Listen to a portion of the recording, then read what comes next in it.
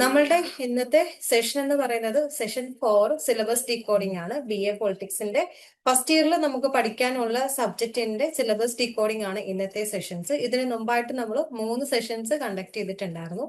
First session എന്ന് പറയുന്നത് ഇനി ഒരു ഇനാഗുറൽ സെഷൻ ആയിരുന്നു. അതിനുശേഷം നമ്മൾ ഐസ് ബ്രേക്കിംഗ് നമ്മളുടെ ബാച്ച്മേറ്റ്സിനെ എല്ലാം മീറ്റ് ചെയ്തുകൊണ്ടൊരു സെഷൻ നമ്മൾ കണ്ടക്ട് ചെയ്തിട്ടുണ്ടായിരുന്നു. അതിനുശേഷം എന്താണ് നമ്മളുടെ ഇഗ്നുമായിട്ട് ബന്ധപ്പെട്ടിട്ടുള്ള അല്ലെങ്കിൽ ഇന്ദിരാഗാന്ധി ഓപ്പൺ യൂണിവേഴ്സിറ്റി ആയിട്ട് ബന്ധപ്പെട്ടിട്ടുള്ള കാര്യങ്ങൾ ഡീറ്റെയിൽഡ് ആയിട്ട് ഡിസ്കസ് ചെയ്തിട്ടുള്ള ഒരു സെഷൻ ആയിരുന്നു തേർഡ് സെഷൻ എന്ന് പറയുന്നത്.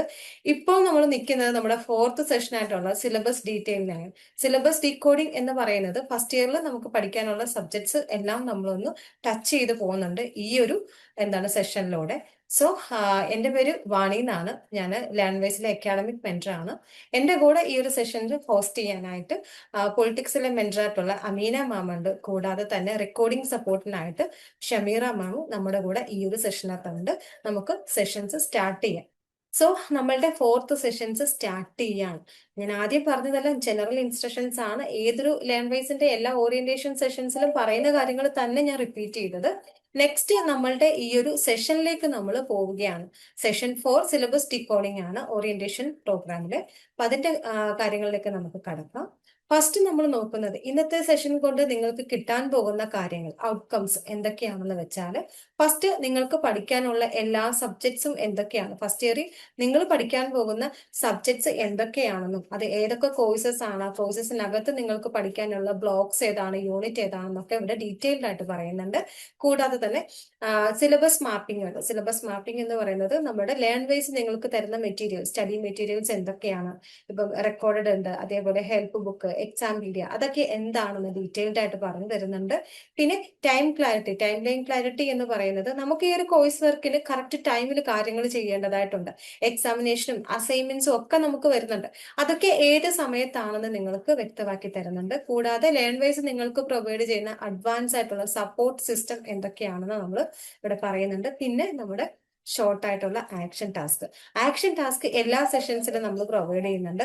അത് എന്തിനു വേണ്ടിയെന്ന് വെച്ചാൽ നിങ്ങൾ എന്തുമാത്രം ആ ഒരു സെക്ഷനിൽ ആക്റ്റീവായിട്ട് പാർട്ടിസിപ്പേറ്റ് ചെയ്തു എന്ന് ഞങ്ങൾക്ക് മനസ്സിലാക്കാൻ വേണ്ടിയിട്ടാണ് ആക്ഷൻ ടാസ്ക് തരുന്നത്. അതും നിങ്ങൾ കംപ്ലീറ്റ് ചെയ്യുക. അതും ഈ ഒരു സെഷനകത്ത് നിങ്ങൾക്ക് ഉണ്ടാവും. അടുത്തതായിട്ടുള്ളത് ഇഗ്നു സിലബസ് ആണ്. ഇഗ്നുവിന്റെ സിലബസ് നമ്മൾ 5 ലെയർ ആയിട്ടാണ് പറയുന്നത്. പ്രോഗ്രാം വൈസ് പറയുന്നുണ്ട്. നിങ്ങൾക്ക് ഇയർലി ബേസ്ഡ് ആയതുകൊണ്ട് ഇയർലി വൈസ് പ്രോഗ്രാമും കാര്യങ്ങളും നമ്മൾ ഡീറ്റെയിൽ ചെയ്യുന്നുണ്ട്. കോഴ്സസ് പറയുന്നുണ്ട്, ഏതൊക്കെ സബ്ജക്റ്റ്. പ്രോഗ്രാം എന്ന് പറയുന്നത് BA പൊളിറ്റിക്സ്. കോഴ്സസ് എന്ന് പറഞ്ഞാൽ BA പൊളിറ്റിക്സിൽ അണ്ടറിൽ നിങ്ങൾ പഠിക്കുന്ന സബ്ജക്ട്സുകളെയാണ് നമ്മൾ കോഴ്സസ് എന്ന് നോട്ട് ചെയ്യുന്നത്. ദെൻ ബ്ലോക്സ്, ഓരോ കോഴ്സസിനകത്തും നമുക്ക് പഠിക്കാനുള്ള ബ്ലോക്ക് അല്ലെങ്കിൽ മൊഡ്യൂൾസ് ഏതൊക്കെയാണെന്ന്, പിന്നെ യൂണിറ്റ് വൈസ് എല്ലാ കാര്യങ്ങളും നമ്മൾ വ്യക്തമായിട്ട് ഈ ഒരു സെഷനിലൂടെ ഡീറ്റെയിൽ ചെയ്ത് പോകുന്നുണ്ട്. അടുത്തതായിട്ട് നമുക്ക് പ്രോഗ്രാം നോക്കാം. ഫസ്റ്റ് ഇയറിൽ നമുക്ക് എത്ര പ്രോഗ്രാം ഉണ്ട് എന്നും അതിന്റെ ഡീറ്റെയിൽഡ് ആയിട്ടുള്ള കാര്യങ്ങൾ ഡിസ്കസ് ചെയ്യാനായിട്ട് BA പൊളിറ്റിക്സിലെ മെന്റർ ആയിട്ടുള്ള അമീന മാമിനെ ഞാൻ ഇൻവൈറ്റ് ചെയ്യാണ്. ഫോർവേഡ് ചെയ്യുന്നുണ്ട്. നമ്മള് സിലബസ് ഡീകോഡിംഗ് ആണ് ചെയ്യുന്നത്. 3 വർഷത്തെ ഏതൊക്കെയാണ് സബ്ജക്റ്റുകൾ നമ്മൾ പറഞ്ഞു പോകുന്നുണ്ട്. മെയിൻ ആയിട്ട് നമ്മൾ ഫസ്റ്റ് ഇയറിൽ ഏതൊക്കെയാണ് മെയിൻ ആയിട്ട് നമ്മുടെ സബ്ജക്റ്റുകൾ, കോഴ്സസ് എന്നൊക്കെയാണ് പറഞ്ഞു പോകുന്നത്. BA പൊളിറ്റിക്കൽ സയൻസ് ഫസ്റ്റ് ഇയറിൽ, അതായത് BA PSHH, അതാണ് നമ്മളുടെ കോഴ്സിന്റെ കോഡ് വരുന്നത്. ഓക്കെ, നമ്മുടെ പ്രോഗ്രാം കോഡ് ചോദിച്ചു കഴിഞ്ഞാൽ BA PSH ആണ് നമ്മുടെ പ്രോഗ്രാമിന്റെ കോഡ് വരുന്നത്. നമുക്ക് ഫസ്റ്റ് ഇയറിൽ വരുന്ന കോർ കോഴ്സസ് ആണ് ആദ്യം പറയുന്നത്. BPSC 101 understanding political theory, BPSC 102 constitutional government and democracy in India, BPSC 103 political theory and concept and debates, BPSC 104 political process in India. ഈ 4 എണ്ണമാണ് നമ്മുടെ ഫസ്റ്റ് ഇയറിൽ നമുക്ക് കോർ കോഴ്സസ് ആയി വരുന്നത്. കോർ കോഴ്സസ് എന്ന് പറഞ്ഞു കഴിഞ്ഞാൽ കമ്പൽസറി കോഴ്സസ് ആണ്. ഇത് നമുക്ക് നിർബന്ധമായിട്ട് നമ്മൾ പഠിച്ചിരിക്കേണ്ട കോഴ്സസ് ആണ് കോർ കോഴ്സസ് എന്ന് പറയുന്നത്. ഫസ്റ്റ് ഇയറിൽ 8 കോർ കോഴ്സസും സെക്കൻഡ് ഇയറിലേക്ക് വരുമ്പോൾ 10 കോർ കോഴ്സസും, ടോട്ടൽ കോഴ്സസ് 10 കോർ കോഴ്സസ് അല്ല, സോറി, ഫസ്റ്റ് ഇയറിൽ 8 കോഴ്സസും സെക്കൻഡ് ഇയറിലേക്ക് വരുമ്പോൾ 10 കോഴ്സസും തേർഡ് ഇയറിലേക്ക് വരുമ്പോൾ 8 കോഴ്സും ആണ് ഉണ്ടാകുന്നത്. അതിൽ ഫസ്റ്റ് ഇയറിൽ നമുക്ക് 4 കോർ കോഴ്സസ് ആണ് വരുന്നത്. ബാക്കിയുള്ളത് ഇലക്റ്റീവ്സ് ആണ്. അത് ഫുള്ളി അവൈലബിൾ ആയിട്ടുള്ളതും മെറ്റീരിയൽ ഓൺലി ആയിട്ടുള്ളതും ഇവിടെ സ്ക്രീനിൽ നമുക്ക് കാണാൻ സാധിക്കും. ഇതിൽ ഇലക്റ്റീവ്സ് നിങ്ങൾക്ക് സെലക്ട് ചെയ്യാവുന്നതാണ്. Electives വായിക്കാണ്. BEVAE 181, Environmental Studies, BEGAE 182, English Communication Skill, PPAG 171, Disaster Management, BSOG 171, Indian Society, Images and Realities, BEGG 171, Media and Communication Skills, BPYG 171, Applied Ethics, BJDJ 172, Gender Sensitization, Society and Culture, BPAJ 172, Governance Issues and Challenges, BEGG 172, Language and Linguistics, BPYG 172, Philosophy of Religion, BABJ 171, Understanding B.R. Ambedkar, ONR 003, Water Harvesting, Conservation and Utilization, BPCJ 171, General Psychology, BPCJ 172, Youth, Gender and Identity. ഇതാണ് നമ്മൾ first ഇയറിലെ core കോഴ്സസും elective കോഴ്സസും വരുന്നത്. ഇനി second ഇയറിലോട്ട് വരുമ്പോൾ BPSC 105, Introduction to Comparative Government and Politics, BPSC 101, Perspective on Public Administration, BPSC 107, Perspectives on International Relations and World History, BPSC 109, Political Process and Institutions in Comparative Perspectives, BPSC 108, Public Policy and Administration in India. ഇത്രയുമാണ് നമുക്ക് core courses വരുന്നത്. Elective courses വരുന്നത് BCOS 183, Computer Application in Business, BPCS 183, Emotional Intelligence, BPAJ 173, E-Governance, BPCG 173, Psychology for Health and Well-Being, BEGG 173, Academic Writing and Composition, BPAG 174, Sustainable Development, BPCS 184, School Psychology, BPCS 186, Managing Stress, BPAS 184, Logistic Management, BEGS 183, Writing and Study Skills. ഇത് fully available ആയിട്ടുള്ള courses ആണ് നമ്മുടെ ലേൺവൈസിൽ. Fully available എന്ന് പറയുമ്പോൾ നമ്മുടെ മെറ്റീരിയൽസും video classes ഉൾപ്പെടെ available ആവുന്നതിനെയാണ് നമ്മൾ fully available എന്ന് പറയുന്നത്. ഓക്കെ, ഇത് മെറ്റീരിയൽ ഓൺലി ആയിട്ട് വരുന്ന കോഴ്സസ് ആണ് ഇനി വായിക്കുന്നത്. BANS 183, Tourism and Anthropology, BPCS 185, Developing Emotional Competence, BPCS 187, Managing Human Resources, BSS 183, Life Skills, BSOG 173, Rethinking Development, BPCJ 174, Psychology and Media, BNS 184, Public Health and Epidemiology, BECS 184, Data Analysis, BEGS 186, Business Communication, BPCS 188, Application of Social Psychology, ONR 002, Basics of Hydrology, BPCJ 176, Psychology of Gender, BEGG 174, Creative Writing. ഇനി BA Political Science third ഇയറിലേക്ക് വരുമ്പോൾ നമ്മുടെ core courses ആയി വരുന്നത് BPSC 111, Classical Political Philosophy, BPSC 112, Indian Political Thought 1, BPSC 113, Modern Political Philosophy, BPSC 114, Indian Political Thought 2. ഇത്രയുമാണ് നമ്മുടെ core courses ആയി വരുന്നത്. ഇനി ഇലക്ടീവ്സ് വരികയാണെങ്കിൽ BPSC 141, Gandhi and Contemporary World, BPSC 143, State Politics in India, BPSC 142, India's Foreign Policy in Globalizing World, BPSC 144, Introduction to South Asia, BPSC 145, Democracy and Development in Northeast India, BPSC 146, Conflict Resolution and Peace Building. ഇനി BA Political Science fourth year, അതായത് 4 year course select ചെയ്ത ആളുകളുടെ syllabus ആണ് വായിക്കുന്നത്. ആദ്യം അവരുടെ core courses ആയി വരുന്നത് BPSC 101, Understanding Political Theory, BPSC 102, Constitutional Government and Democracy in India, BEVAE 181, Environmental Studies, BEDSV 101, Value Education, BCOS 186, Personal Selling and Salesmanship, BCOS 185, Entrepreneurship, BSOG 17, Indian Society, Images and Realities, BPAG 171, Disaster Management, BCOS 183, Computer Application in Business, BPAS 184, Logistic Management, BPCS 183 Emotional Intelligence, BEGS 183 Writing and Study Skills. ഇനി ഇലക്ടീവ്സ് material only വരുന്ന ഇലക്ടീവ്സ് ആണ് വായിക്കുന്നത്. 4th ഇയറിന്റെ BECS 184 data analysis, BEGG 171 media and communication skills, BHIE 143 history of environment, BPCJ 171 general psychology, BPYG 171 applied ethics, BABG 171 understanding Ambedkar, BTTS 183 An Introduction to Machine Translation, BSSS 183 Life Skills, BPCS 185 Developing Emotional Competence, BCHS 183 Laboratory Management Skills, BANS 183 Tourism Anthropology. ഇനി second ഇയറിലേക്ക് വരികയാണെങ്കിൽ 4 core papers ആണ് compulsory ആയിട്ട് പഠിക്കേണ്ടത് 4th ഇയറിന് വരുന്നത്. BAGE 182 English communication സ്കില്ലാണ് വരുന്നത്. അതുപോലെ writing and study skills 2 minor papers ആയിട്ട് sociology or psychology ആണ് വരുന്നത്. BPSC 101 അണ്ടർസ്റ്റാൻഡിംഗ് പൊളിറ്റിക്കൽ തിയറിയിൽ നമ്മൾ പറഞ്ഞ കോർ കോഴ്സസ് ആയി നമുക്ക് വരുന്നതാണ് BPSC 101 understanding and political theory. അതിനെ നമ്മൾ ബ്ലോക്കുകളായി തിരിച്ചിട്ടുണ്ട്. ബ്ലോക്കുകളെ പിന്നീട് യൂണിറ്റുകളായി തിരിച്ചിട്ടുണ്ട്. അതിനെങ്ങനെ ഐഡന്റിഫൈ ചെയ്യേണ്ടതെന്ന് വെച്ച് കഴിഞ്ഞാൽ ബ്ലോക്കുകളെ നമ്മളൊരു ചാപ്റ്റേഴ്സ് ആയിട്ട് നോക്കുമ്പോൾ യൂണിറ്റുകളെ നമ്മളൊരു സബ് ഹെഡിങ് പോലെ ആണ് തിരിച്ചു വെച്ചേക്കുന്നത്.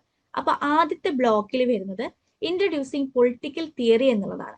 അത് യൂണിറ്റ് 1 വരുന്നത് what is political theory, 2 approaches, normative and empirical. എന്താണ് പൊളിറ്റിക്കൽ തിയറി എന്നും അതിൽ പ്രധാനപ്പെട്ട 2 അപ്രോച്ചുകളായ നോർമാറ്റീവ് എംപിരിക്കലിനെ കുറിച്ചിട്ടും പഠിക്കുന്നതാണ് ബ്ലോക്ക് 1 യൂണിറ്റ് 1 എന്ന് പറയുന്നത്. അതിലെ യൂണിറ്റ് 2 വരുന്നത് വാട്ട് ഈസ് പൊളിറ്റിക്സ്, എന്താണ് politics, study of state and power, സ്റ്റേറ്റിനെ കുറിച്ചിട്ടും പവറിനെ കുറിച്ചിട്ടും പഠിപ്പിക്കുന്ന ഇതാണ് യൂണിറ്റ് 2 വരുന്നത്. അതോടുകൂടി ബ്ലോക്ക് 1 കംപ്ലീറ്റ് ആവുകയാണ്. ബ്ലോക്ക് 2 വരുമ്പോൾ approaches to political theory. Political തിയറിനെ അപ്രോച്ച് പല രീതിയിൽ വ്യത്യസ്തമായ രീതിയിലാണ് അപ്രോച്ച് ചെയ്തേക്കുന്നത് ആ ഒരു കാലഘട്ടത്ത്. അപ്പൊ അത് ഏതൊക്കെ രീതിയിലാണ് അപ്രോച്ച് ചെയ്തിരിക്കുന്നത് ആ ഓരോ രീതികളെ ഓരോ യൂണിറ്റ് ആയിട്ട് തിരിച്ചേക്കുവാണ്. യൂണിറ്റ് 3 വരുന്നത് ലിബറൽ അപ്രോച്ച് ആണ്. Unit 4 Marxist theory, Marxist political തിയറിനെ കുറിച്ചിട്ട്. യൂണിറ്റ് 5 വരുമ്പോൾ കൺസർവേറ്റീവ് തിയറി. യൂണിറ്റ് 6 വരുമ്പോൾ ഫെമിനിസ്റ്റ് തിയറി. യൂണിറ്റ് 7 വരുമ്പോൾ പോസ്റ്റ് മോഡേൺ. ഇങ്ങനെയാണ് നമ്മൾ ബ്ലോക്ക് 2 തിരിച്ചേക്കുന്നത്. ബ്ലോക്ക് 3 വരുമ്പോൾ ദ ഗ്രാമർ ഓഫ് ഡെമോക്രസി ആണ്. യൂണിറ്റ് 8 വരുന്നത് ദ ഐഡിയ ഓഫ് ഡെമോക്രസി, എന്താണ് ഡെമോക്രസി എന്നുള്ളത് കൊണ്ട് ഉദ്ദേശിക്കുന്നത്. യൂണിറ്റ് 9 വരുമ്പോൾ democracy, representation and accountability. Unit 10 വരുമ്പോൾ representative democracy and it's limits, എന്തൊക്കെയാണ് അതിന്റെ ലിമിറ്റുകൾ എന്ന് പഠിപ്പിക്കുന്നു. യൂണിറ്റ് 11 വരുമ്പോൾ പാർട്ടിസിപ്പേഷൻ ആൻഡ് ഡിസെന്റ് ആണ് പഠിപ്പിക്കുന്നത്. യൂണിറ്റ് 12 വരുമ്പോൾ ഡെമോക്രസി ആൻഡ് സിറ്റിസൺഷിപ്പ് നമ്മൾ പഠിക്കുന്നത്. ഇനി BPSC 102 രണ്ടാമത്തെ കോർ കോഴ്സസ് ആയി വരുന്നത് BPSC 102 constitutional government and democracy in India. അതാണ് നമ്മുടെ കോർ പേപ്പർ ആയിട്ട് രണ്ടാമത് വരുന്നത്. അതിന് നമ്മൾ ബ്ലോക്ക് 1 തിരിച്ചേക്കുന്നത് കോൺസ്റ്റിറ്റ്യൂവന്റ് അസംബ്ലി ആൻഡ് കോൺസ്റ്റിറ്റ്യൂഷൻ ആണ്. അതിൽ യൂണിറ്റ് 1 വരുന്നത് the making of Indian constitution, Indian കോൺസ്റ്റിറ്റ്യൂഷന്റെ മേക്കിങ്ങിന്റെ ഹിസ്റ്ററിയാണ് നമ്മൾ ഫസ്റ്റ് യൂണിറ്റ് 1 പഠിക്കുന്നത്. യൂണിറ്റ് 2 വരികയാണെങ്കിൽ ഫിലോസഫിക്കൽ പ്രീമിസസ്, അതിനെ എങ്ങനെയാണ് ഫിലോസഫിക്കലി ആയിട്ട് തിരിച്ചേക്കുന്നത്, അതിന്റെ ആ സമയത്തുണ്ടായ ഫിലോസഫിക്കൽ ആയിട്ടുള്ള തിയറീസ് ആണ് യൂണിറ്റ് 2 നമ്മൾ പഠിക്കുന്നത്. യൂണിറ്റ് 3 വരുമ്പോൾ പ്രയാമ്പിള്. യൂണിറ്റ് 4 വരുമ്പോൾ ഫണ്ടമെന്റൽ റൈറ്റ്സ്. യൂണിറ്റ് 5 വരുമ്പോൾ directive principles of state policy. Unit 6 വരുമ്പോൾ ഫണ്ടമെന്റൽ ഡ്യൂട്ടീസ് ഏതൊക്കെയാണെന്ന് നമ്മൾ പഠിക്കുന്നുണ്ട്. ബ്ലോക്ക് 2 വരുമ്പോൾ ഓർഗൻസ് ഓഫ് ദി ഗവൺമെന്റ്, ഗവൺമെന്റിന്റെ ഓർഗൻസ് ആയിട്ട് പ്രവർത്തിക്കുന്ന നമുക്കറിയാം പ്രധാനപ്പെട്ട 3 ഓർഗൻസ് ഏതൊക്കെയാണെന്ന്. അപ്പൊ അതിനെ ഓരോ യൂണിറ്റുകളായി തിരിച്ചേക്കുവാണ്. Unit 7 legislature, unit 8 executive, unit 9 judiciary. ഇങ്ങനെ 3 ആയിട്ടാണ് നമ്മൾ ഓർഗൻസ് ഓഫ് ഗവൺമെന്റ് തിരിച്ചേക്കുന്നത്. ബ്ലോക്ക് 3 വരുമ്പോൾ ഫെഡറലിസം ആൻഡ് ഡീസെൻട്രലൈസേഷൻ. യൂണിറ്റ് 10 വരുന്നത് ഡിവിഷൻ ഓഫ് പവേഴ്സ്, പവേഴ്സിന് ഡിവിഷൻ ചെയ്തത്. Unit 11 emergency provisions. Unit 12 5th and 6th ഷെഡ്യൂൾസിന്റെ ഇമ്പോർട്ടൻസ് പഠിപ്പിക്കുന്നുണ്ട്. യൂണിറ്റ് 13 ലോക്കൽ സെൽഫ് ഗവേണൻസിനെ കുറിച്ചിട്ട് നമ്മൾ പഠിപ്പിക്കുന്നുണ്ട്. അപ്പൊ നമുക്കത് ആ ഒരു പേപ്പർ നമുക്ക് കാണുമ്പോൾ തന്നെ അറിയാം ഒരു UPSC PSCക്ക് വേണ്ടിയിട്ടുള്ള ഒരു അടിസ്ഥാനപരമായിട്ട് നമ്മൾ പഠിച്ചിരിക്കേണ്ട, പൊളിറ്റിക്സ് അറിഞ്ഞിരിക്കേണ്ട എല്ലാതും വരുന്ന ഇമ്പോർട്ടന്റ് പേപ്പർ ആണ് അത്. ഓക്കെ, ഇനി BPSC 103 ആണ് മൂന്നാമത്തെ നമ്മുടെ കോർ പേപ്പർ ഫസ്റ്റ് ഇയറിൽ വരുന്നത്. അത് political theory and concept and debates ആണ് വരുന്നത്. അതിൽ ബ്ലോക്ക് 1 ലിബർട്ടി ആണ് വരുന്നത്. ബ്ലോക്ക് 1 അതിൽ unit 1 liberty as absence of external intervention ആണ് ആദ്യത്തെ യൂണിറ്റിൽ വരുന്നത്. രണ്ടാമത്തെ യൂണിറ്റിൽ ലിബർട്ടി തന്നെ സെൽഫ് ഡിറ്റർമിനേഷൻ എന്നുള്ള രീതിയിൽ ലിബർട്ടിനെ നമ്മൾ യൂണിറ്റ് ആക്കി തിരിച്ചേക്കുന്നു.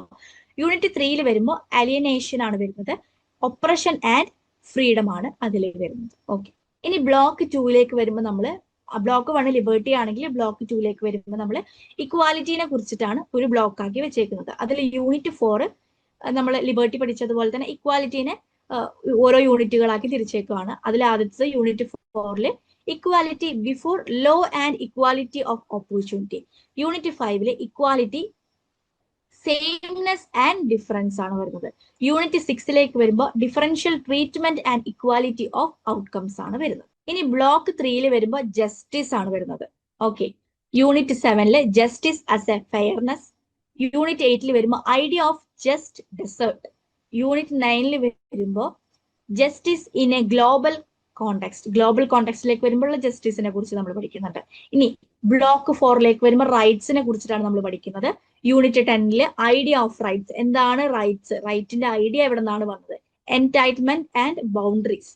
യൂണിറ്റ് 11 വരുമ്പോൾ base of rights. Legal, moral and natural ആയിട്ടുള്ള റൈറ്റ്സുകളുടെ ബേസ് എന്താണെന്നാണ് യൂണിറ്റ് 11 നമ്മൾ പഠിക്കുന്നത്. യൂണിറ്റ് 12 വരുമ്പോൾ റൈറ്റ്സ് ആൻഡ് ഒബ്ലിഗേഷൻസ് ആണ് പഠിക്കുന്നത്. ഓക്കെ, ഇതാണ് BPSC 103 വരുന്നത്. ബ്ലോക്ക് 5 കൂടെയുണ്ട്. ബ്ലോക്ക് 5 മേജർ ഡിബേറ്റുകളാണ് നമ്മൾ പഠിക്കുന്നത്. Unit 13 law and civil disobedience ആണ് പഠിക്കുന്നത്. അതായത് വെൻ ഈസ് റെസിസ്റ്റൻസ് ജസ്റ്റിഫൈഡ്, ഇത്തരത്തിലുള്ള ക്വസ്റ്റ്യൻസ് റൈസ് ചെയ്യുന്ന രീതിയിലാണ് നമ്മൾ ഈ യൂണിറ്റിനെ തിരിച്ചിരിക്കുന്നത്. Unit 14 rights and universality. അതായത് ഹ്യൂമൻ റൈറ്റ്സ് ആർ യൂണിവേഴ്സൽ. എല്ലാ ഹ്യൂമൻ റൈറ്റ്സ് യൂണിവേഴ്സൽ ആണോ എന്നുള്ള ഒരു ചോദ്യത്തിന്മേലാണ് നമ്മൾ ഈ യൂണിറ്റ് തീർക്കുന്നത്. യൂണിറ്റ് 15 നോക്കുകയാണെങ്കിൽ multi culturalism and tolerance. How do we accommodate diversity in plural society? Plural സൊസൈറ്റിയിൽ എങ്ങനെയാണ് ഈ ഡൈവേഴ്സിറ്റിനെ അക്കോമഡേറ്റ് ചെയ്യാൻ പറ്റുന്നത്? അപ്പൊ ഈ മൾട്ടി കൾച്ചറലിസം അതുപോലെ അതിനെ നമ്മൾ എങ്ങനെ ടോളറൻസ് ചെയ്യുന്നു എന്നുള്ള രീതിയിലുള്ളതാണ് യൂണിറ്റ് 15 വരുമ്പോൾ നമുക്ക് BPSC 103 പഠിക്കാനുള്ളത്. ഇനി BPSC 104 political process in India ആണ് വരുന്നത്. അതിൽ ബ്ലോക്ക് 1 നമ്മൾ തിരിച്ചിരിക്കുന്നത് മെയിൻ ആയിട്ടും political parties and party system. Political party ഏതൊക്കെയാണ്, ആ പാർട്ടി സിസ്റ്റം എങ്ങനെയൊക്കെയാണെന്നാണ് നമ്മൾ തിരിച്ചിരിക്കുന്നത്. അതിൽ യൂണിറ്റ് 1 പൊളിറ്റിക്കൽ പാർട്ടീസ് ഏതൊക്കെയാണ്, പാർട്ടി സിസ്റ്റംസ് ആൻഡ് ഡെമോക്രസി എങ്ങനെയാണെന്നാണ് പറയുന്നത്. യൂണിറ്റ് 2 വരുമ്പോൾ പൊളിറ്റിക്കൽ പാർട്ടീസ് ഇൻ ഇന്ത്യ, ഇന്ത്യയിലെ പൊളിറ്റിക്കൽ പാർട്ടീസ് ഏതൊക്കെയാണെന്നാണ് പഠിക്കുന്നത്.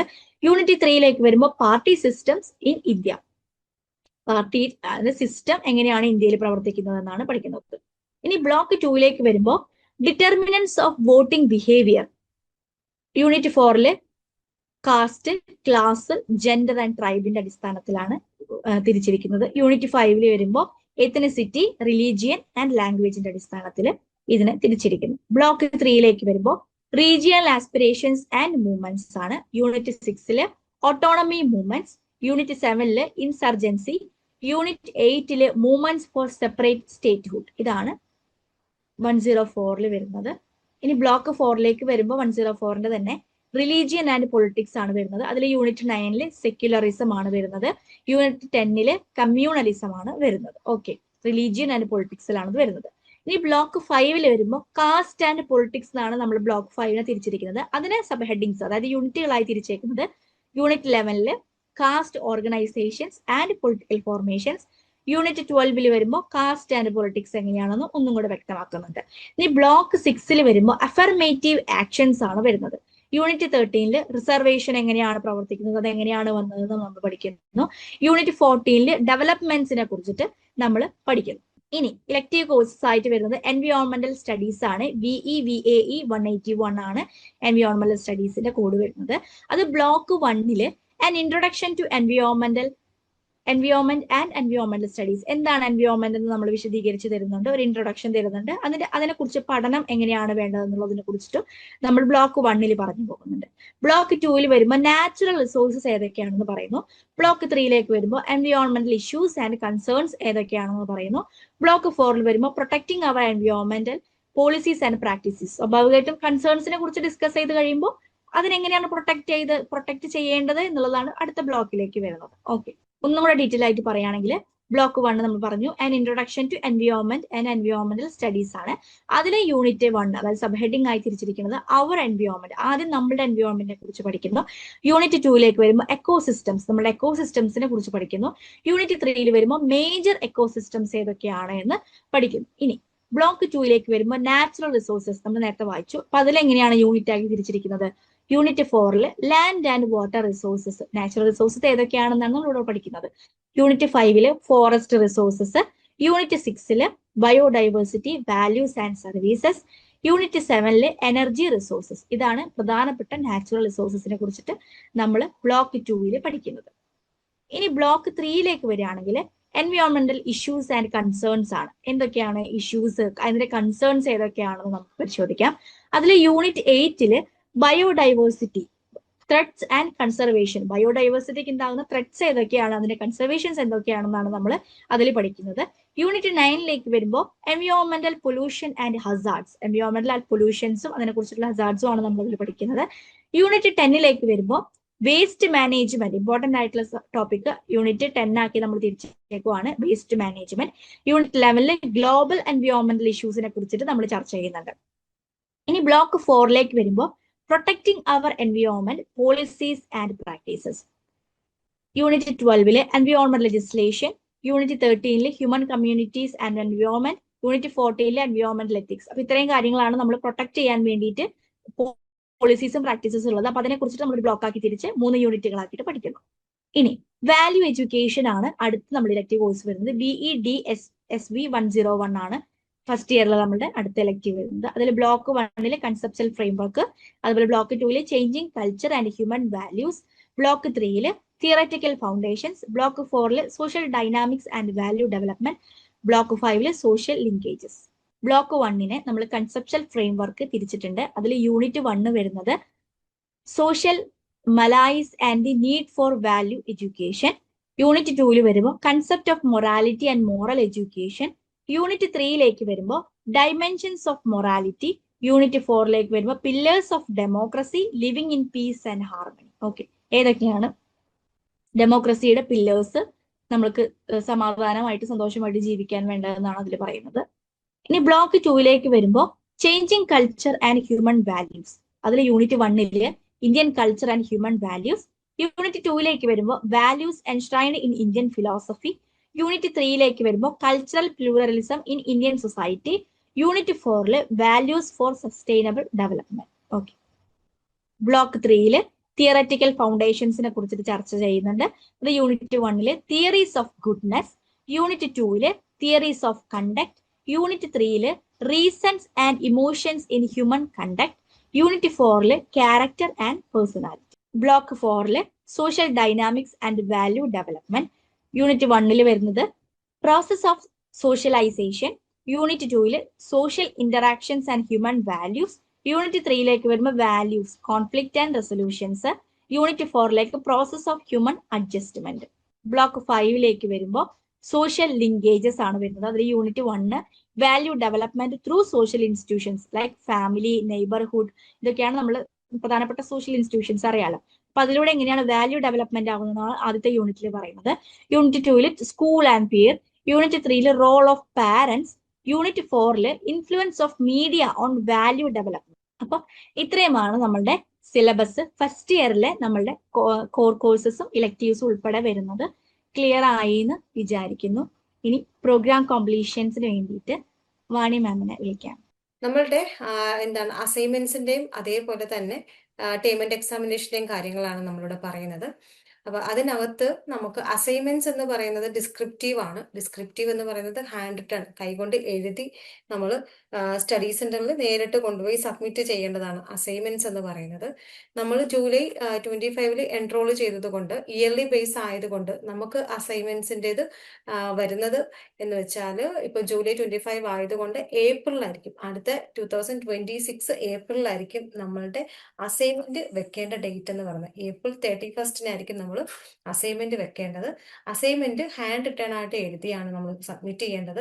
അസൈൻമെന്റ്സിനകത്ത് ഷോർട്ട് ആൻസേഴ്സും അതേപോലെ തന്നെ ലോങ് എസ്സേസും നമുക്കുണ്ടാവും. ഷോർട്ട് ആൻസേഴ്സ് എന്ന് പറയുന്നത് 5 മാർക്കിൻ്റെതും അതേപോലെ തന്നെ 20 മാർക്കിൻ്റെതും 10 മാർക്കിൻ്റെ ഒക്കെ എക്സേ ക്വസ്റ്റ്യൻസ് നമുക്ക് ചോദിക്കാറുണ്ട്. അത് നമ്മൾ ഹാൻഡ് റിട്ടേൺ ആയിട്ട് A4 ഷീറ്റ് പേപ്പറിനകത്ത് 1 സൈഡ് ആയിട്ട് ഹാൻഡ് റിട്ടേൺ ആയിട്ട് എഴുതിയാണ് സബ്മിറ്റ് ചെയ്യേണ്ടത്. അപ്പോൾ അതിനൊരു ഫോർമാറ്റ് ഉണ്ട്. അത് നിങ്ങളുടെ അസൈൻമെന്റ്സിന്റെ ക്വസ്റ്റ്യൻസ് ഒക്കെ വന്നതിന് ശേഷം നിങ്ങളുടെ മെൻറ്റർ നിങ്ങൾക്ക് ഷെയർ ചെയ്ത് തരുന്നതായിരിക്കും. അപ്പോൾ അസൈൻമെന്റ്സിന്റെ ഒരു കോപ്പി നമ്മൾ വൺസ് അത് എഴുതി കഴിഞ്ഞാൽ അതിന്റെ ഒരു കോപ്പി നമ്മുടെ കയ്യിൽ കീപ്പ് ചെയ്യാം. അതെന്തിന് കീപ്പ് ചെയ്യുന്നു എന്ന് വെച്ചാൽ നമ്മളുടെ ഒരു ഫർദർ ഫ്യൂച്ചർ റെഫറൻസിന് വേണ്ടിയിട്ട് നമ്മൾക്കത് ആവശ്യമാണ്. അതുകൊണ്ട് നമ്മൾ അസൈൻമെന്റ്സിന്റെ ഒരു കോപ്പി കയ്യിൽ സൂക്ഷിക്കുക. കാരണം ഇൻ കേസ് ഈ അസൈൻമെന്റിലെ ക്വസ്റ്റ്യൻസ് ഒക്കെ എന്ന് പറയുന്നത് ഏറ്റവും പ്രധാനപ്പെട്ട ഭാഗങ്ങളാണ്. നമുക്ക് പരീക്ഷയുടെ ബേസ് ചെയ്ത് നമുക്കൊന്ന് പഠിക്കണം, ഒന്ന് റെഫർ ചെയ്യണം എന്നുണ്ടെങ്കിൽ ഈ അസൈൻമെന്റിന്റെ ക്വസ്റ്റ്യൻസും അതിന്റെ ആൻസേഴ്സും നമ്മൾ എഴുതിയതിന് ശേഷം അതിന്റെ ഒരു കോപ്പി ഒന്നെങ്കിൽ ഫോട്ടോ എടുത്തോ അല്ലെങ്കിൽ ഫോട്ടോസ്റ്റാറ്റ് എടുത്തോ കയ്യിൽ സൂക്ഷിക്കണം എന്നാണ് യൂണിവേഴ്സിറ്റി പറയുന്നത്. കൂടാതെ തന്നെ അസൈൻമെന്റ് സബ്മിറ്റ് ചെയ്ത് കഴിയുമ്പോൾ സ്റ്റഡി സെന്ററിൽ നിന്നും ഒരു അക്നോളജ്മെന്റ് റെസിപ്റ്റ് നമ്മൾ കൈപ്പറ്റണം. നമ്മളൊരു സാധനം വാങ്ങിച്ചു കഴിഞ്ഞാൽ നമുക്ക് റെസിപ്റ്റ് കിട്ടത്തില്ലേ? അതേപോലെ തന്നെ നമ്മൾ അസൈൻമെന്റ്സ് സ്റ്റഡി സെന്ററിൽ സബ്മിറ്റ് ചെയ്ത് കഴിഞ്ഞാൽ അവിടെ നിന്നും നമ്മളൊരു അക്നോളജ്മെന്റ് റെസിപ്റ്റ് കൈപ്പറ്റേണ്ടതാണ്.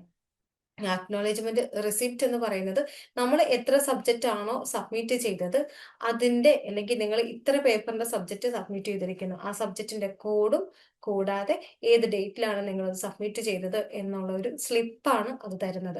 അത് ഒട്ടുമിക്ക സ്റ്റഡി സെന്ററിലും ഉണ്ടാവും. കൂടാതെ തന്നെ നമ്മൾ ലേൺ വൈസിൽ സ്റ്റുഡൻസിന് അത് ഷെയർ ചെയ്ത് കൊടുക്കാറുണ്ട്. അത് പ്രിന്റ് എടുത്ത് നിങ്ങൾ സബ്മിറ്റ് ചെയ്യുന്ന അസൈൻമെന്റ്സിന്റെ കോഡ്, ഡേറ്റ്, നിങ്ങളുടെ പേര്, എൻറോൾമെന്റ് നമ്പർ ഈ വക കാര്യങ്ങൾ അതിൽ എൻ്റർ ചെയ്തിട്ട് സ്റ്റഡി സെന്ററിൽ കൊടുത്ത് സൈനും സീലും വാങ്ങിക്കുക. കാരണം ഇൻ കേസ് ഫ്യൂച്ചറിൽ നിങ്ങളുടെ അസൈൻമെന്റ്സിന്റെ മാർക്ക് കറക്റ്റ് ആയിട്ട് വന്നില്ല എങ്കിൽ നമ്മളുടെ ഒരു റെഫറൻസ് എന്ന് പറയുന്നത് അതാണ്. പിന്നെ അസൈൻമെന്റ്സ് സബ്മിറ്റ് ചെയ്ത് വിത്തിൻ 1 മന്തിനുള്ളിൽ നമുക്കത് കറക്റ്റ് ചെയ്ത് കിട്ടും എന്നാണ് സ്റ്റഡി സെന്റേഴ്സ് പറയുന്നത്. നമ്മൾ ഈ പറയുന്ന കാര്യങ്ങളെല്ലാം യൂണിവേഴ്സിറ്റിയുടെ ജനറൽ റൂളാണ്. യൂണിവേഴ്സിറ്റി പറയുന്നത് വിത്തിൻ 1 മന്തിനുള്ളിൽ അസൈൻമെന്റ് കറക്റ്റ് ചെയ്ത് തരും. ആ കറക്റ്റ് ചെയ്ത് തരുന്നത് യൂണിവേഴ്സിറ്റിയുടെ അക്കാഡമിക് കൗൺസിലേഴ്സ് ആണ് നമുക്കത് കറക്റ്റ് ചെയ്ത് തരുന്നത് വിത്തിൻ 1 മന്തിനുള്ളിൽ. അങ്ങനെ കറക്റ്റ് ചെയ്ത് കിട്ടുന്ന അസൈൻമെന്റ്സിനെയാണ് നമ്മൾ ടോട്ടൽ മാർക്ക്ഡ് അസൈൻമെന്റ്സ് എന്ന് പറയുന്നത്. അസൈൻമെന്റിന് നമുക്ക് 100-ൽ 35 മാർക്കാണ് മിനിമം വേണ്ടത്. 100-ൽ 35 മാർക്ക് മിനിമം നമ്മൾ സ്കോർ ചെയ്യണം. എന്നാൽ മാത്രമേ ആ അസൈൻമെന്റ് നമ്മൾ ക്ലിയർ ആവത്തുള്ളൂ. ഇൻ കേസ് 100-ൽ 35 മാർക്ക് നമുക്ക് കിട്ടിയില്ല എന്നുണ്ടെങ്കിൽ അടുത്ത ഏതാണോ ഫ്രഷ് ആയിട്ടുള്ള അസൈൻമെന്റ് ക്വസ്റ്റ്യൻസ് വരുന്നത് ആ ക്വസ്റ്റ്യൻസ് നമ്മൾ രണ്ടാമത് എഴുതി സ്റ്റഡി സെന്ററിൽ ഇതേപോലെ സബ്മിറ്റ് ചെയ്ത് 100-ൽ 35 മാർക്ക് മിനിമം നമ്മൾ സ്കോർ ചെയ്യണം. എന്നാൽ മാത്രമേ അസൈൻമെന്റ് ക്ലിയർ ആവത്തുള്ളൂ. അസൈൻമെന്റ് ക്ലിയർ ചെയ്താൽ മാത്രമേ നമുക്ക് ടേം ആൻഡ് എക്സാമിനേഷൻ എഴുതാനായിട്ട് സാധിക്കത്തുള്ളൂ. അടുത്തത് ടേം ആൻഡ് എക്സാമിനേഷൻ ആണ്. യൂണിവേഴ്സിറ്റി വർഷത്തിൽ 2 തവണയാണ് എക്സാംസ് കണ്ടക്ട് ചെയ്യുന്നത്. എന്താണ്? ജൂണിലും ഡിസംബറിലും ആയിട്ടാണ്. ജൂലൈ 25-ൽ നിങ്ങൾ എൻറോൾ ചെയ്തത് കൊണ്ട് നിങ്ങളുടെ ഫസ്റ്റ് ഇയറിന്റെ എക്സാംസ് വരുന്നത് നമുക്ക് ജൂൺ 26-ലായിരിക്കും. അപ്പൊ ജൂൺ 26-ൽ എക്സാം എഴുതണം എന്നുണ്ടെങ്കിൽ നിങ്ങൾക്ക് മാർച്ച് തൊട്ട് എക്സാമിന് രജിസ്റ്റർ ചെയ്യാനായിട്ട് സാധിക്കും. ഡിസംബറിലാണ് എക്സാം എഴുതുന്നതെങ്കിൽ നമുക്ക് സെപ്റ്റംബർ തൊട്ട് എക്സാം എഴുതാനായിട്ട് സാധിക്കും. 1 ഇയർ കോഴ്സ് ആയതുകൊണ്ട്, ഇയർലി കോഴ്സ് ആയതുകൊണ്ട് ഫസ്റ്റ് ഇയറിന്റെ എക്സാംസ് വരുന്നത് ജൂണിലാണ്. ജൂണിൽ എക്സാം എഴുതി ഇല്ല എന്നുണ്ടെങ്കിൽ പിന്നെ നമുക്ക് എക്സാം എഴുതാനുള്ള ടൈം എന്ന് പറയുന്നത് നെക്സ്റ്റ് ഡിസംബർ 26-നാണ് 2026. അപ്പൊ ആ ടൈമിലേക്കാണ് എക്സാം എഴുതുന്നതെങ്കിൽ നമ്മൾ സെപ്റ്റംബറിലാണ് എക്സാമിന് രജിസ്റ്റർ ചെയ്യേണ്ടത്. സെപ്റ്റംബറിൽ എക്സാമിന് രജിസ്റ്റർ ചെയ്യുന്നു, ഒക്ടോബറിൽ അസൈൻമെന്റ് വെക്കുന്നു, ഡിസംബറിൽ എക്സാം എഴുതുന്നു. ജൂണിൽ എക്സാം എഴുതുന്ന സ്റ്റുഡൻസ് ആണെന്നുണ്ടെങ്കിൽ മാർച്ചിൽ എക്സാമിന് രജിസ്റ്റർ ചെയ്യുന്നു, ഏപ്രിലിൽ അസൈൻമെന്റ് വെക്കുന്നു, ജൂണിൽ എക്സാം എഴുതുന്നു. ഈ ഒരു ടൈമാണ് എപ്പോഴും യൂണിവേഴ്സിറ്റി ഫോളോ ചെയ്യുന്നത്. അതേപോലെ തന്നെ നമ്മുടെ ലാസ്റ്റ് ഡേറ്റിന് മുമ്പായിട്ട്, എന്നാണോ നമ്മുടെ ലാസ്റ്റ് ഡേറ്റ് വരുന്നത് അതിന് മുമ്പായിട്ട് തന്നെ എക്സാമിന് രജിസ്റ്റർ ചെയ്യാനായിട്ട് ശ്രമിക്കുക. പിന്നെ പ്രാക്ടിക്കലോ കാര്യങ്ങളോ നിങ്ങൾക്കില്ല, അതുള്ള സ്റ്റുഡൻസിന്റെ കാര്യങ്ങളാണ് അവിടെ മെൻഷൻ ചെയ്തിരിക്കുന്നത്. ടേം ആൻഡ് എക്സാമിനേഷന് പാസ്സാവാനായിട്ട് അസൈൻമെന്റ്സിന്റെ കൂട്ട് തന്നെ 100-ൽ 35 മാർക്കാണ് നമുക്ക് മിനിമം വേണ്ടത്. ഇൻ കേസ് 35 മാർക്ക് നിങ്ങൾക്ക് കിട്ടുന്നില്ല എന്നുണ്ടെങ്കിൽ റീഅപ്പിയർ ചെയ്യേണ്ടതായിട്ട് വരണം. അസൈൻമെന്റ്സ് ഒരു വട്ടം വെച്ചു നിങ്ങളത് പാസ്സായി നല്ലൊരു സ്കോർ നിങ്ങൾക്ക് കിട്ടുന്നുണ്ടെങ്കിൽ പിന്നെ അത് റീഅപ്പിയർ ചെയ്യേണ്ട ആവശ്യമില്ല. എക്സാംസ് മാത്രം നിങ്ങൾ റീഅപ്പിയർ ചെയ്താൽ മതി. നമ്മുടെ കോഴ്സ് പീരീഡ് എന്ന് പറയുന്നത് 6 വർഷം, 1 തൊട്ട് 5 വർഷത്തിനുള്ളിലാണ് നമ്മൾ ഇത് കംപ്ലീറ്റ് ചെയ്യേണ്ടത്. ആ ഇൻ ബിറ്റ്വീൻ ടൈം പീരീഡിനുള്ളിൽ നമ്മൾ ആ ഒരു എക്സാംസ് ക്ലിയർ ചെയ്തെടുക്കുകയാണ് ചെയ്യേണ്ടത്. അസൈൻമെന്റ്സ് ഒരു വൺ ടൈം ആണ്. ഒരു പ്രാവശ്യം നമ്മൾ അത് എഴുതി സബ്മിറ്റ് ചെയ്തു ജയിച്ചെങ്കിൽ, നല്ല മാർക്ക് കിട്ടിയെങ്കിൽ പിന്നെ അത് രണ്ടാമത് എഴുതേണ്ട ആവശ്യം നമുക്കില്ല. പിന്നെ ഫൈനൽ സ്കോർ ആണ്. ഫൈനൽ സ്കോറിന്റെ കാര്യം പറയുവാണെങ്കിൽ ടേം ആൻഡ് എക്സാമിനേഷന് നമുക്ക് എത്രയാണോ 100-ൽ കിട്ടിയത്, 135 മിനിമം വേണ്ടത്. അതിൽ 100-ൽ എത്ര മാർക്കാണോ കിട്ടിയത് അതിന്റെ 70%, അതേപോലെ അസൈൻമെന്റിൽ 100-ൽ എത്ര സ്കോർ ആണോ നമുക്ക് കിട്ടിയത് അതിന്റെ 30% കൂടെ ആണ് നമ്മൾ എന്ത് ചെയ്യേണ്ടത്, ഒരു അഗ്രിഗേറ്റ് സ്കോർ ആയിട്ട് നമ്മൾ എടുക്കുന്നുണ്ടാവും. ഇപ്പൊ BA പൊളിറ്റിക്സിൽ നമ്മളുടെ ഫസ്റ്റ് സബ്ജക്ട് കോർ പേപ്പറിന് 100-ലാണ് മാർക്ക്, മാക്സിമം മാർക്ക് എന്ന് പറയുന്നത് 100-ലാണ്. അപ്പൊ അസൈൻമെന്റും 100-ആണ്, ടേം ആൻഡ് എക്സാമിനേഷനും 100-ആണ്. രണ്ടിന്റെയും കൂടെ 100-ൽ എത്ര മാർക്കാണോ കിട്ടിയത്, ഫസ്റ്റ് സബ്ജക്റ്റിന് 100-ൽ നമുക്കൊരു 50 മാർക്കാണ് കിട്ടിയതെങ്കിൽ 50-ന്റെ 70%, അതേപോലെ അസൈൻമെന്റിന് 100-ൽ 80 മാർക്ക്, 80 സ്കോറാണ് നമുക്ക് കിട്ടിയതെങ്കിൽ ആ 80-യുടെ 30% എടുത്തിട്ടാണ് ഒരു സബ്ജക്റ്റിന്റെ അഗ്രിഗേറ്റ് സ്കോർ നമ്മൾ ഫിക്സ് ചെയ്യുന്നുണ്ടാവുക. അപ്പൊ അസൈൻമെന്റിന് ടേം ആൻഡ് എക്സാമിനേഷന്റെ മാർക്ക് നോക്കിയിട്ടാണ് ഒരു അഗ്രിഗേറ്റ് സ്കോർ ഫിക്സ് ചെയ്യുന്നത്. അപ്പൊ ഏതെങ്കിലും ഒരു സബ്ജക്റ്റിൽ നമ്മൾ ഇച്ചിരി ബാക്കിലോട്ടാണ്, പഠിക്കാൻ ഇച്ചിരി ബുദ്ധിമുട്ടാണ് എങ്കിൽ അതിന്റെ അസൈൻമെന്റിന് മാക്സിമം സ്കോർ നിങ്ങൾ വാങ്ങിക്കുക. അങ്ങനെയാണ് എങ്കിൽ നിങ്ങളുടെ അഗ്രിഗേറ്റ് സ്കോറിനകത്ത് നമുക്ക് ചേഞ്ചസ് വരുത്താനായിട്ട് സാധിക്കും. അടുത്തതാണ് മാപ്പിംഗ് ആൻഡ് യൂണിറ്റ്. നമ്മളിപ്പോൾ ആപ്ലിക്കേഷനകത്ത് നമ്മൾ പ്രൊവൈഡ് ചെയ്യുന്ന കാര്യങ്ങളെല്ലാം പറഞ്ഞിട്ടുണ്ടായിരുന്നു. അപ്പൊ ആപ്ലിക്കേഷനകത്ത് നമ്മൾ ഓപ്പൺ ചെയ്യുമ്പോൾ തന്നെ നമുക്ക് എന്താണ് സ്റ്റോറും അതേപോലെ പർച്ചേസ്ഡ് കോഴ്സ് കാണും. അവിടെ നിന്ന് നമ്മൾ സ്റ്റോർ ഓപ്പൺ ചെയ്യുന്നു. സ്റ്റോർ ഓപ്പൺ ചെയ്ത് കണ്ടന്റ് എടുത്തിട്ടാണ് ഫസ്റ്റ് ഇയർ സബ്ജക്ട് എടുക്കുന്നുണ്ടാവുക. അപ്പൊ അതിനകത്ത് നമ്മൾ നോക്കുമ്പോൾ റെക്കോർഡ് ചെയ്ത ലെക്ചർ നോട്ടും കാര്യങ്ങളും എല്ലാം ഉണ്ടാവും. ഫസ്റ്റ് തന്നെ എന്താണ് നമ്മുടെ സബ്ജക്ട് സെലക്ട് ചെയ്യുക. സബ്ജക്ട് സെലക്ട് ചെയ്തതിന് ശേഷം നമ്മൾ ബ്ലോക്ക് 1 എടുക്കുന്നു. ബ്ലോക്ക് 1 യൂണിറ്റ് 1 വൈസ് ഒരു റെക്കോർഡ് ചെയ്ത വീഡിയോസ് ഉണ്ടാവും. കൂടാതെ റെക്കോർഡ് ചെയ്ത് അല്ലെങ്കിൽ റെക്കോർഡിക്കലി ഉള്ള നമ്മളുടെ ഹെൽപ്പ് ബുക്കും അതേപോലെ തന്നെ EXT എക്സാം സ്പെഷ്യൽ ഗൈഡും കാര്യങ്ങളും എല്ലാം അവിടെ ഉണ്ടാവും. അപ്പൊ അതിനകത്ത് തൊട്ട് താഴെയായിട്ട് തന്നെ നമുക്കൊരു SLM കാണാം. SLM എന്ന് പറയുന്നത് സെൽഫ് ലേണിംഗ് മെറ്റീരിയൽ ആണ്. യൂണിവേഴ്സിറ്റി പ്രൊവൈഡ് ചെയ്യുന്ന ടെക്സ്റ്റിന്റെ സോഫ്റ്റ് കോപ്പിയാണ് SLM എന്ന് പറയുന്നത്. അഡ്മിഷൻ എടുത്താൽ നമുക്ക് ആ ടെക്സ്റ്റ് കിട്ടാനൊക്കെ ഇച്ചിരി ഡിലേ വരാനുള്ള യൂണിവേഴ്സിറ്റിയുടെ സൈഡിൽ നിന്ന്, കൂടാതെ തന്നെ യാത്ര ചെയ്യുന്ന സമയത്തോ ജോലിക്കിടയിലോ ഒക്കെ നമുക്കൊന്ന് പോർഷൻസ് റെഫർ ചെയ്യണമെന്നുണ്ടെങ്കിൽ നമുക്ക് ഈ ഒരു SLM ഉപയോഗിച്ചാൽ മതിയാവും. ടെക്സ്റ്റിന്റെ സോഫ്റ്റ് കോപ്പിയാണ് SLM എന്ന് പറയുന്നത്. പിന്നെ നമുക്കുള്ളത് അഡീഷണൽ ആയിട്ടുള്ള ലോ കണ്ടന്റ്സ് ആണ്, അല്ലെ ലോ കോൺസെപ്റ്റ്സ് ആണ്. അതിൽ നമുക്ക് കൂടുതലായിട്ട് വരുന്ന കാര്യങ്ങൾ എക്സാം PD ആണ്. എക്സാം PD എന്ന് പറയുന്നത്, എക്സാം PD റെഫർ ചെയ്താൽ എക്സാംസിന്റെ പാറ്റേൺ നമുക്ക് മനസ്സിലാവും. ഓരോ വർഷം കഴിയുന്തോറും യൂണിവേഴ്സിറ്റി എക്സാംസിന്റെ പാറ്റേൺ ചേഞ്ച് ചെയ്യാറുണ്ട്. SI ടൈപ്പ് ക്വസ്റ്റ്യൻസ് ഒക്കെ നേരത്തെ ചോദിച്ചിരുന്ന യൂണിവേഴ്സിറ്റി ഇപ്പൊ അത് ഇച്ചിരി മാറ്റി പിടിച്ചിട്ട് എന്താണ് ഒബ്ജക്റ്റീവ് ടൈപ്പ് ക്വസ്റ്റ്യൻ, ഒബ്ജക്റ്റീവ് എന്നല്ല, നമുക്കൊരു ഷോർട്ട് എസ്സേ ക്വസ്റ്റ്യൻസും അതേപോലെ തന്നെ ഒരു മീഡിയം ലെവല് ഒരു 10 മാർക്കിന്റെയും 5 മാർക്കിന്റെയും ക്വസ്റ്റ്യൻസ് ഒക്കെ ഇൻക്ലൂഡ് ചെയ്ത് ചോദിക്കുന്നതാണ്. നേരത്തെ എന്ന് പറഞ്ഞ 20 മാർക്കിന്റെ ഒരു 8 ക്വസ്റ്റ്യൻസ് ചോദിച്ച് 5 എണ്ണം എഴുതുക എന്നൊരു പാറ്റേൺ ആയിരുന്നു. അതിൽ നിന്ന് മാറിയിട്ട് ഇപ്പം മിക്സപ്പ് ആയിട്ട് ക്വസ്റ്റ്യൻസ് ഒക്കെ ചോദിച്ചു വരുന്ന ഒരു സിസ്റ്റത്തിലേക്ക് യൂണിവേഴ്സിറ്റി മാറിയിട്ടുണ്ട്. അപ്പൊ എക്സാമിന്റെ പാറ്റേണും കാര്യങ്ങളും ഒക്കെ പ്രോപ്പറായിട്ട് മനസ്സിലാക്കണം എന്നുണ്ടെങ്കിൽ നിങ്ങൾ എക്സാം PDയും കാര്യങ്ങളും ഒക്കെ പ്രോപ്പറായിട്ട് റെഫർ ചെയ്യണം. കൂടാതെ ഫാസ്റ്റ് ട്രാക്ക് പാത്ത് എന്ന് പറയുന്നത്, ഫാസ്റ്റ് ട്രാക്ക് പാത്ത് എന്ന് പറഞ്ഞാൽ നമ്മളുടെ കണ്ടന്റ് നിങ്ങൾക്ക് നോക്കിയിട്ടുണ്ടെങ്കിൽ അറിയാം, റെക്കോർഡ് ചെയ്ത വീഡിയോസ് ഏകദേശം ഒരു 45 to 50 to 1 hour ലെങ്ത്തിൽ വരുന്ന ഒരു വീഡിയോ, റെക്കോർഡ് ചെയ്ത വീഡിയോസ് ആണ് ആപ്ലിക്കേഷനകത്ത് അവൈലബിൾ ആയിട്ടുള്ളത്. അപ്പൊ അതൊരു ഒരു ടൈം കൺസ്യൂമിങ് ആണ് എന്ന് നിങ്ങൾക്ക് തോന്നുന്നുണ്ട് എങ്കിൽ നിങ്ങൾ ആ വീഡിയോസ് കാണേണ്ടത് 1.25 എന്ന് പറയുന്ന സ്പീഡ് ലിമിറ്റിൽ നിങ്ങൾ അത് കാണാനായിട്ട് ശ്രമിക്കുക. അങ്ങനെയാണെന്നുണ്ട് ഇപ്പൊ ഓരോ ഫാക്കൽറ്റിയുടെ അനുസരിച്ചിട്ട് ലാഗിങ് വരാം, ചില കോൺസെപ്റ്റ് ഒക്കെ എക്സ്പ്ലെയിൻ ചെയ്യുന്ന സമയത്ത് ധാരാളം സമയം എടുത്തു എന്ന് വരാം. അങ്ങനെയുള്ള കാര്യങ്ങൾ നമുക്ക് അവോയ്ഡ് ചെയ്യാനായിട്ട് എന്താ ചെയ്യേണ്ടതെന്ന് വെച്ചാൽ നമ്മൾ 1.25 എന്ന് പറയുന്ന സ്പീഡ് ലിമിറ്റിൽ വീഡിയോസ് കാണാൻ ശ്രമിക്കുകയാണെന്നുണ്ടെങ്കിൽ ഒരു നിശ്ചിത സമയത്തിനുള്ളിൽ തന്നെ നമുക്ക് ആ ഒരു വീഡിയോസ് ഫുള്ളായിട്ട് കണ്ടു തീർക്കാനായിട്ട് സാധിക്കും. ആ ഒരു 1.25 ആകുമ്പോൾ നമുക്ക് ആ വോയിസ് ബ്രേക്ക് ചെയ്യാതെ തന്നെ കാര്യങ്ങൾ കേട്ട് മനസ്സിലാക്കി പോകാനായിട്ട് സാധിക്കുന്നതായിരിക്കും. പിന്നെ രണ്ടാമത്തുള്ളത് ഫാസ്റ്റ് ട്രാക്ക് പാത്ത് ആണ്. നമുക്ക് എക്സാം ബേസ്ഡ് ആയിട്ട് കൂടുതൽ കാര്യങ്ങൾ പഠിക്കാനായിട്ട് ലേൺ വൈസ് തരുന്ന കാര്യങ്ങളാണ്. എക്സാം അടുത്ത് വന്നാൽ നിങ്ങൾ കമ്പൽസറി ആയിട്ട് നോക്കേണ്ട കാര്യങ്ങൾ എന്തൊക്കെയാണെന്നാണ് ഇവിടെ പറയുന്നത്. എക്സാം പീഡിയ, അതേപോലെ PYQ കാര്യങ്ങളെല്ലാം നമ്മൾ പ്രൊവൈഡ് ചെയ്യുന്നുണ്ട്. ഇഗ്നു എക്സാം സ്പെഷ്യൽ ഗൈഡ് എന്ന് പറയുന്നത് കഴിഞ്ഞ കുറേ കാലം അല്ലെങ്കിൽ ഓരോ സബ്ജക്റ്റ് വൈസും നമുക്ക് പഠിക്കേണ്ട അല്ലെങ്കിൽ പ്രീവിയസ് ഇയറിൽ ക്വസ്റ്റ്യൻസിൽ ചോദിച്ചിട്ടുള്ള ക്വസ്റ്റ്യൻസും അതിന്റെ ആൻസേഴ്സും ഇൻ ഡെപ്ത് ആയിട്ട് തരുന്നതാണ് ഇഗ്നു എക്സാം സ്പെഷ്യൽ ഗൈഡ് എന്ന് പറയുന്നത്. അത് പൊതുവെ സ്റ്റുഡൻസ് പറയും ഭയങ്കര ലെങ്തി ആണ്, പക്ഷെ ഒരു 20 മാർക്കിന്റെ ഒരു എസ്എ ടൈപ്പ് ക്വസ്റ്റ്യൻ എങ്ങനെയാണ് ആൻസർ ചെയ്യേണ്ടത്, അതിന്റെ ഹിൻസും അതിന്റെ ആ ഒരു സോഴ്സസ് ഡേറ്റയും ആണ് നമ്മളോട് പ്രൊവൈഡ് ചെയ്യുന്നത്. അത് പഠിക്കുന്നതിലൂടെ നിങ്ങൾക്ക് വേറെ ഒന്ന് റെഫർ ചെയ്യാതെ തന്നെ ഒരു എക്സാം നിങ്ങൾക്ക് സുഖമായിട്ട് അപ്പിയർ ചെയ്യാനായിട്ട് സാധിക്കുന്നതാണ്.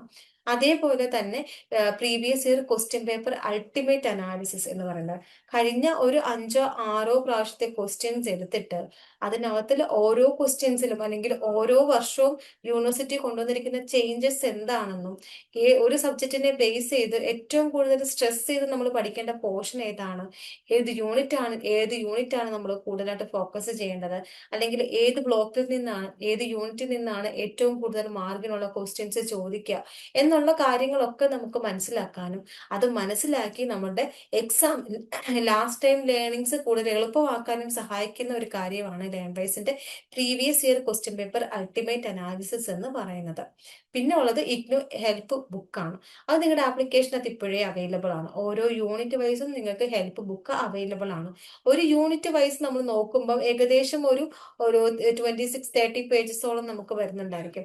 അതിൽ ഡീറ്റെയിൽഡ് ആയിട്ടായിരിക്കും ഓരോ പോർഷൻസ് അവർ ഡിസ്ക്രൈബ് ചെയ്തിട്ടുണ്ടാവുക. അപ്പൊ അങ്ങനെ വരുമ്പോൾ കൺഫ്യൂഷൻസ് വരികയാണ് എന്നുണ്ടെങ്കിൽ നിങ്ങൾക്ക് ആ ഒരു ഇമ്പോർട്ടന്റ് ആയിട്ടുള്ള കാര്യങ്ങൾ ഓരോ യൂണിറ്റ് വൈസും ഏറ്റവും ഇമ്പോർട്ടന്റ് ആയിട്ടുള്ള കാര്യങ്ങൾ എന്താണെന്നും അതിന് ഒരു ഷോർട്ട് നോട്ട്സ് രീതിയിലാണ് ഹെൽപ്പ് ബുക്കിൽ നമ്മൾ അറേഞ്ച് ചെയ്തിട്ടുള്ളത്. അടുത്തത് നമ്മളുടെ എന്താണ് ഫാസ്റ്റ് ട്രാക്ക് പാത്തിനകത്ത് വരുന്ന കാര്യങ്ങൾ എന്ന് പറഞ്ഞാൽ ടഫ് കോൺസെപ്റ്റ് ആണ്. ടഫ് കോൺസെപ്റ്റ് എന്ന് പറയുന്നത് ചില കാര്യങ്ങൾ നമുക്ക് എത്ര പഠിച്ചാലും മനസ്സിലാവില്ല. ചിലത് സെന്റൻസ് അല്ലെങ്കിൽ ചില കാര്യങ്ങൾ നമുക്ക് വളരെ ബുദ്ധിമുട്ടായിട്ട് തോന്നും. അപ്പൊ അങ്ങനത്തെ സിറ്റുവേഷൻസ് വരുമ്പോൾ നിങ്ങൾ എന്താണ് ചെയ്യുന്നത്, വീഡിയോസ് കണ്ടിട്ട് ഹെൽപ്പ് ബുക്ക് നോക്കുക. ഹെൽപ്പ് ബുക്കിൽ ആ കാര്യങ്ങൾ പരാമർശിക്കുന്നുണ്ടോ നോക്കുക, നിങ്ങൾ അവിടെ എക്സ്പ്ലനേഷൻ കൊടുത്തിട്ടുണ്ടോ നോക്കുക. ഹെൽപ്പ് ബുക്കിൽ നമ്മൾ ടെക്സ്റ്റിലെ സെന്റൻസ് അല്ല കൊടുത്തിട്ടുള്ളത്, നമ്മളുടേതായ രീതിയിൽ നമ്മുടെ സബ്ജക്ട് എക്സ്പെർട്സ് പ്രിപ്പയർ ചെയ്തിരിക്കുന്ന കണ്ടന്റ് ആണത്. അപ്പൊ അതായിരിക്കാം ചിലപ്പോൾ ഒരുപക്ഷെ നിങ്ങൾക്ക് മനസ്സിലാവുന്നുണ്ടാവാം. അതല്ല എങ്കിൽ നിങ്ങൾ എന്താണ് റെക്കോർഡ് ചെയ്ത വീഡിയോസ് നിങ്ങളുടെ സാറ് നിങ്ങളുടെ കണ്ടന്റിനകത്ത് എന്താണോ പറയുന്നത് അത് നിങ്ങൾ നോക്കുക. നിങ്ങളുടെ ഫാക്കൾട്ടി പറയുന്ന കോൺസെപ്റ്റ് എന്താണെന്ന് നോക്കുക.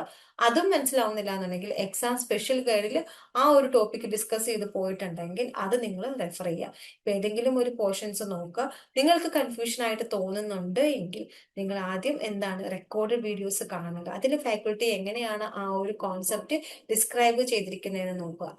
അതും നിങ്ങൾക്ക് ടഫായിട്ട് തോന്നുവാണെങ്കിൽ ഹെൽപ്പ് ബുക്കിൽ ആ ഒരു കോൺസെപ്റ്റ് എങ്ങനെയാണ് പറഞ്ഞിരിക്കുന്നത് നോക്കുക. അതും ബുദ്ധിമുട്ടാണെങ്കിൽ നമ്മൾ എന്താ ചെയ്യേണ്ടത്, എക്സാം സ്പെഷ്യൽ ഗൈഡ് നോക്കുക. പിന്നെ വിത്ത് മെന്റർ സ്റ്റുഡൻസ് ആണെന്നുണ്ടെങ്കിൽ നിങ്ങളുടെ ലൈവ് റിവിഷൻസിൽ നിങ്ങളുടെ ഫാക്കൾട്ടി ലൈവായിട്ട് എന്താണ് പറഞ്ഞത്, ലൈവ് റിവിഷൻസിന്റെയും റെക്കോർഡിംഗ് നിങ്ങളുടെ ആപ്ലിക്കേഷനകത്ത് അവൈലബിൾ ആവും. അതിനകത്തിൽ എന്താണോ ഫാക്കൾട്ടി പറഞ്ഞിരിക്കുന്നത് അതൊന്ന് കേൾക്കുക. എന്നിട്ടും നിങ്ങൾക്ക് ക്ലിയർ ആയില്ല എന്നുണ്ടെങ്കിൽ ആ കോൺസെപ്റ്റിനെ ബേസ് ചെയ്തിട്ടുള്ള ഡൗട്ട്സ് നിങ്ങളുടെ കൺസേൺഡ് മെന്ററോട് ചോദിച്ചിട്ട് നിങ്ങൾക്ക് ക്ലിയർ ചെയ്യാവുന്നതാണ്. അടുത്തതായിട്ടുള്ളത് ടൂൾസ് ആണ്. കോർ സ്റ്റഡി സ്റ്റാക്സിൽ പറയുന്ന കാര്യങ്ങൾ എഗെയിൻ നമ്മൾ പറഞ്ഞ കാര്യങ്ങൾ തന്നെ റിപ്പീറ്റ് ചെയ്യാണ്. ഇപ്പം നമ്മൾ പഠിക്കുന്ന കൂട്ടത്തിൽ സമയം വളരെ കുറവാണ്, നമുക്ക് പെട്ടെന്ന് കാര്യങ്ങൾ പഠിച്ചെടുക്കണം എന്നുണ്ടെങ്കിൽ ഈ പറഞ്ഞ പോലെ തന്നെ വീഡിയോസ് നിങ്ങൾ നോക്കുക. വീഡിയോസ് നോക്കുന്ന കൂട്ടത്തിൽ ഡൗട്ടുള്ള പോർഷൻസ് നിങ്ങൾ റിവൈസ് ചെയ്ത് കാണുക, അല്ലെങ്കിൽ ഡൗട്ടുള്ള പോർഷൻസ് പോസ് ചെയ്ത് വെച്ചിട്ട് നിങ്ങളുടെ മെന്ററോട് ചോദിച്ചിട്ട് നിങ്ങൾക്ക് ഡൗട്ട് ക്ലിയർ ചെയ്യാം. അതല്ലാന്നുണ്ടെങ്കിൽ ആ ഡൗട്ട് വന്ന പോർഷൻസ് ഏതാണെന്ന് നോട്ട് ചെയ്തെടുത്തിട്ട് വിത്ത് മെന്റർ സ്റ്റുഡൻസ് ആണെങ്കിൽ ലൈവ് റിവിഷൻസിൽ നിങ്ങൾക്ക് ചോദിച്ച് ക്ലിയർ ചെയ്യാവുന്നതാണ്. വീഡിയോസ് ഒരു ടൈം കൺസ്യൂമിങ് അല്ലാതെ നിങ്ങൾക്ക് കൃത്യമായി കണ്ടുപോകണം, മനസ്സിലാക്കി പോകണമെന്നുണ്ടെങ്കിൽ 1.25 വീഡിയോയുടെ സ്പീഡ് ലിമിറ്റ് ഇട്ട് കാണാനായിട്ട് ശ്രമിക്കുക. പിന്നെ ഉള്ളത് ഹെൽപ്പ് ബുക്കിനെ പറ്റിയിട്ടാണ് നമ്മൾ പറയുന്നത്. വാല്യൂ ആഡഡ് നോട്ടായിട്ടാണ് നമ്മൾ ഹെൽപ്പ് ബുക്ക് തരുന്നത്. ഹെൽപ്പ് ബുക്കിൽ ക്ലീൻ ആയിട്ട് തന്നെ നമ്മൾ ഒരു എക്സാമിന് റെഡി ആയിട്ട് എങ്ങനെ പെട്ടെന്ന് ഒരു എക്സാമിന് എങ്ങനെ പ്രിപ്പയർ ചെയ്യാൻ നമ്മൾ സാധിക്കും, അല്ലെ പ്രിപ്പയർ ചെയ്യേണ്ടത് എങ്ങനെയാണ് എന്ന് പറയുന്നതാണ് ഹെൽപ്പ് ബുക്ക് എന്ന് പറയുന്നത്. ഹെൽപ്പ് ബുക്ക് നമുക്ക് യൂണിറ്റ് വൈസ് ആണ്, യൂണിറ്റ് വൈസ് ഓവർവ്യൂ ആണ് അതിൽ തരുന്നത്. കീ ടേംസ് ഏതൊക്കെയാണെന്നും ഷോർട്ട് എക്സാമ്പിൾസും കാര്യങ്ങളും എല്ലാം ഇൻക്ലൂഡ് ചെയ്തിട്ടാണ് നമ്മൾ ഈ ഒരു ഹെൽപ്പ് ബുക്ക് പ്രിപ്പയർ ചെയ്ത് വെച്ചിട്ടുള്ളത്.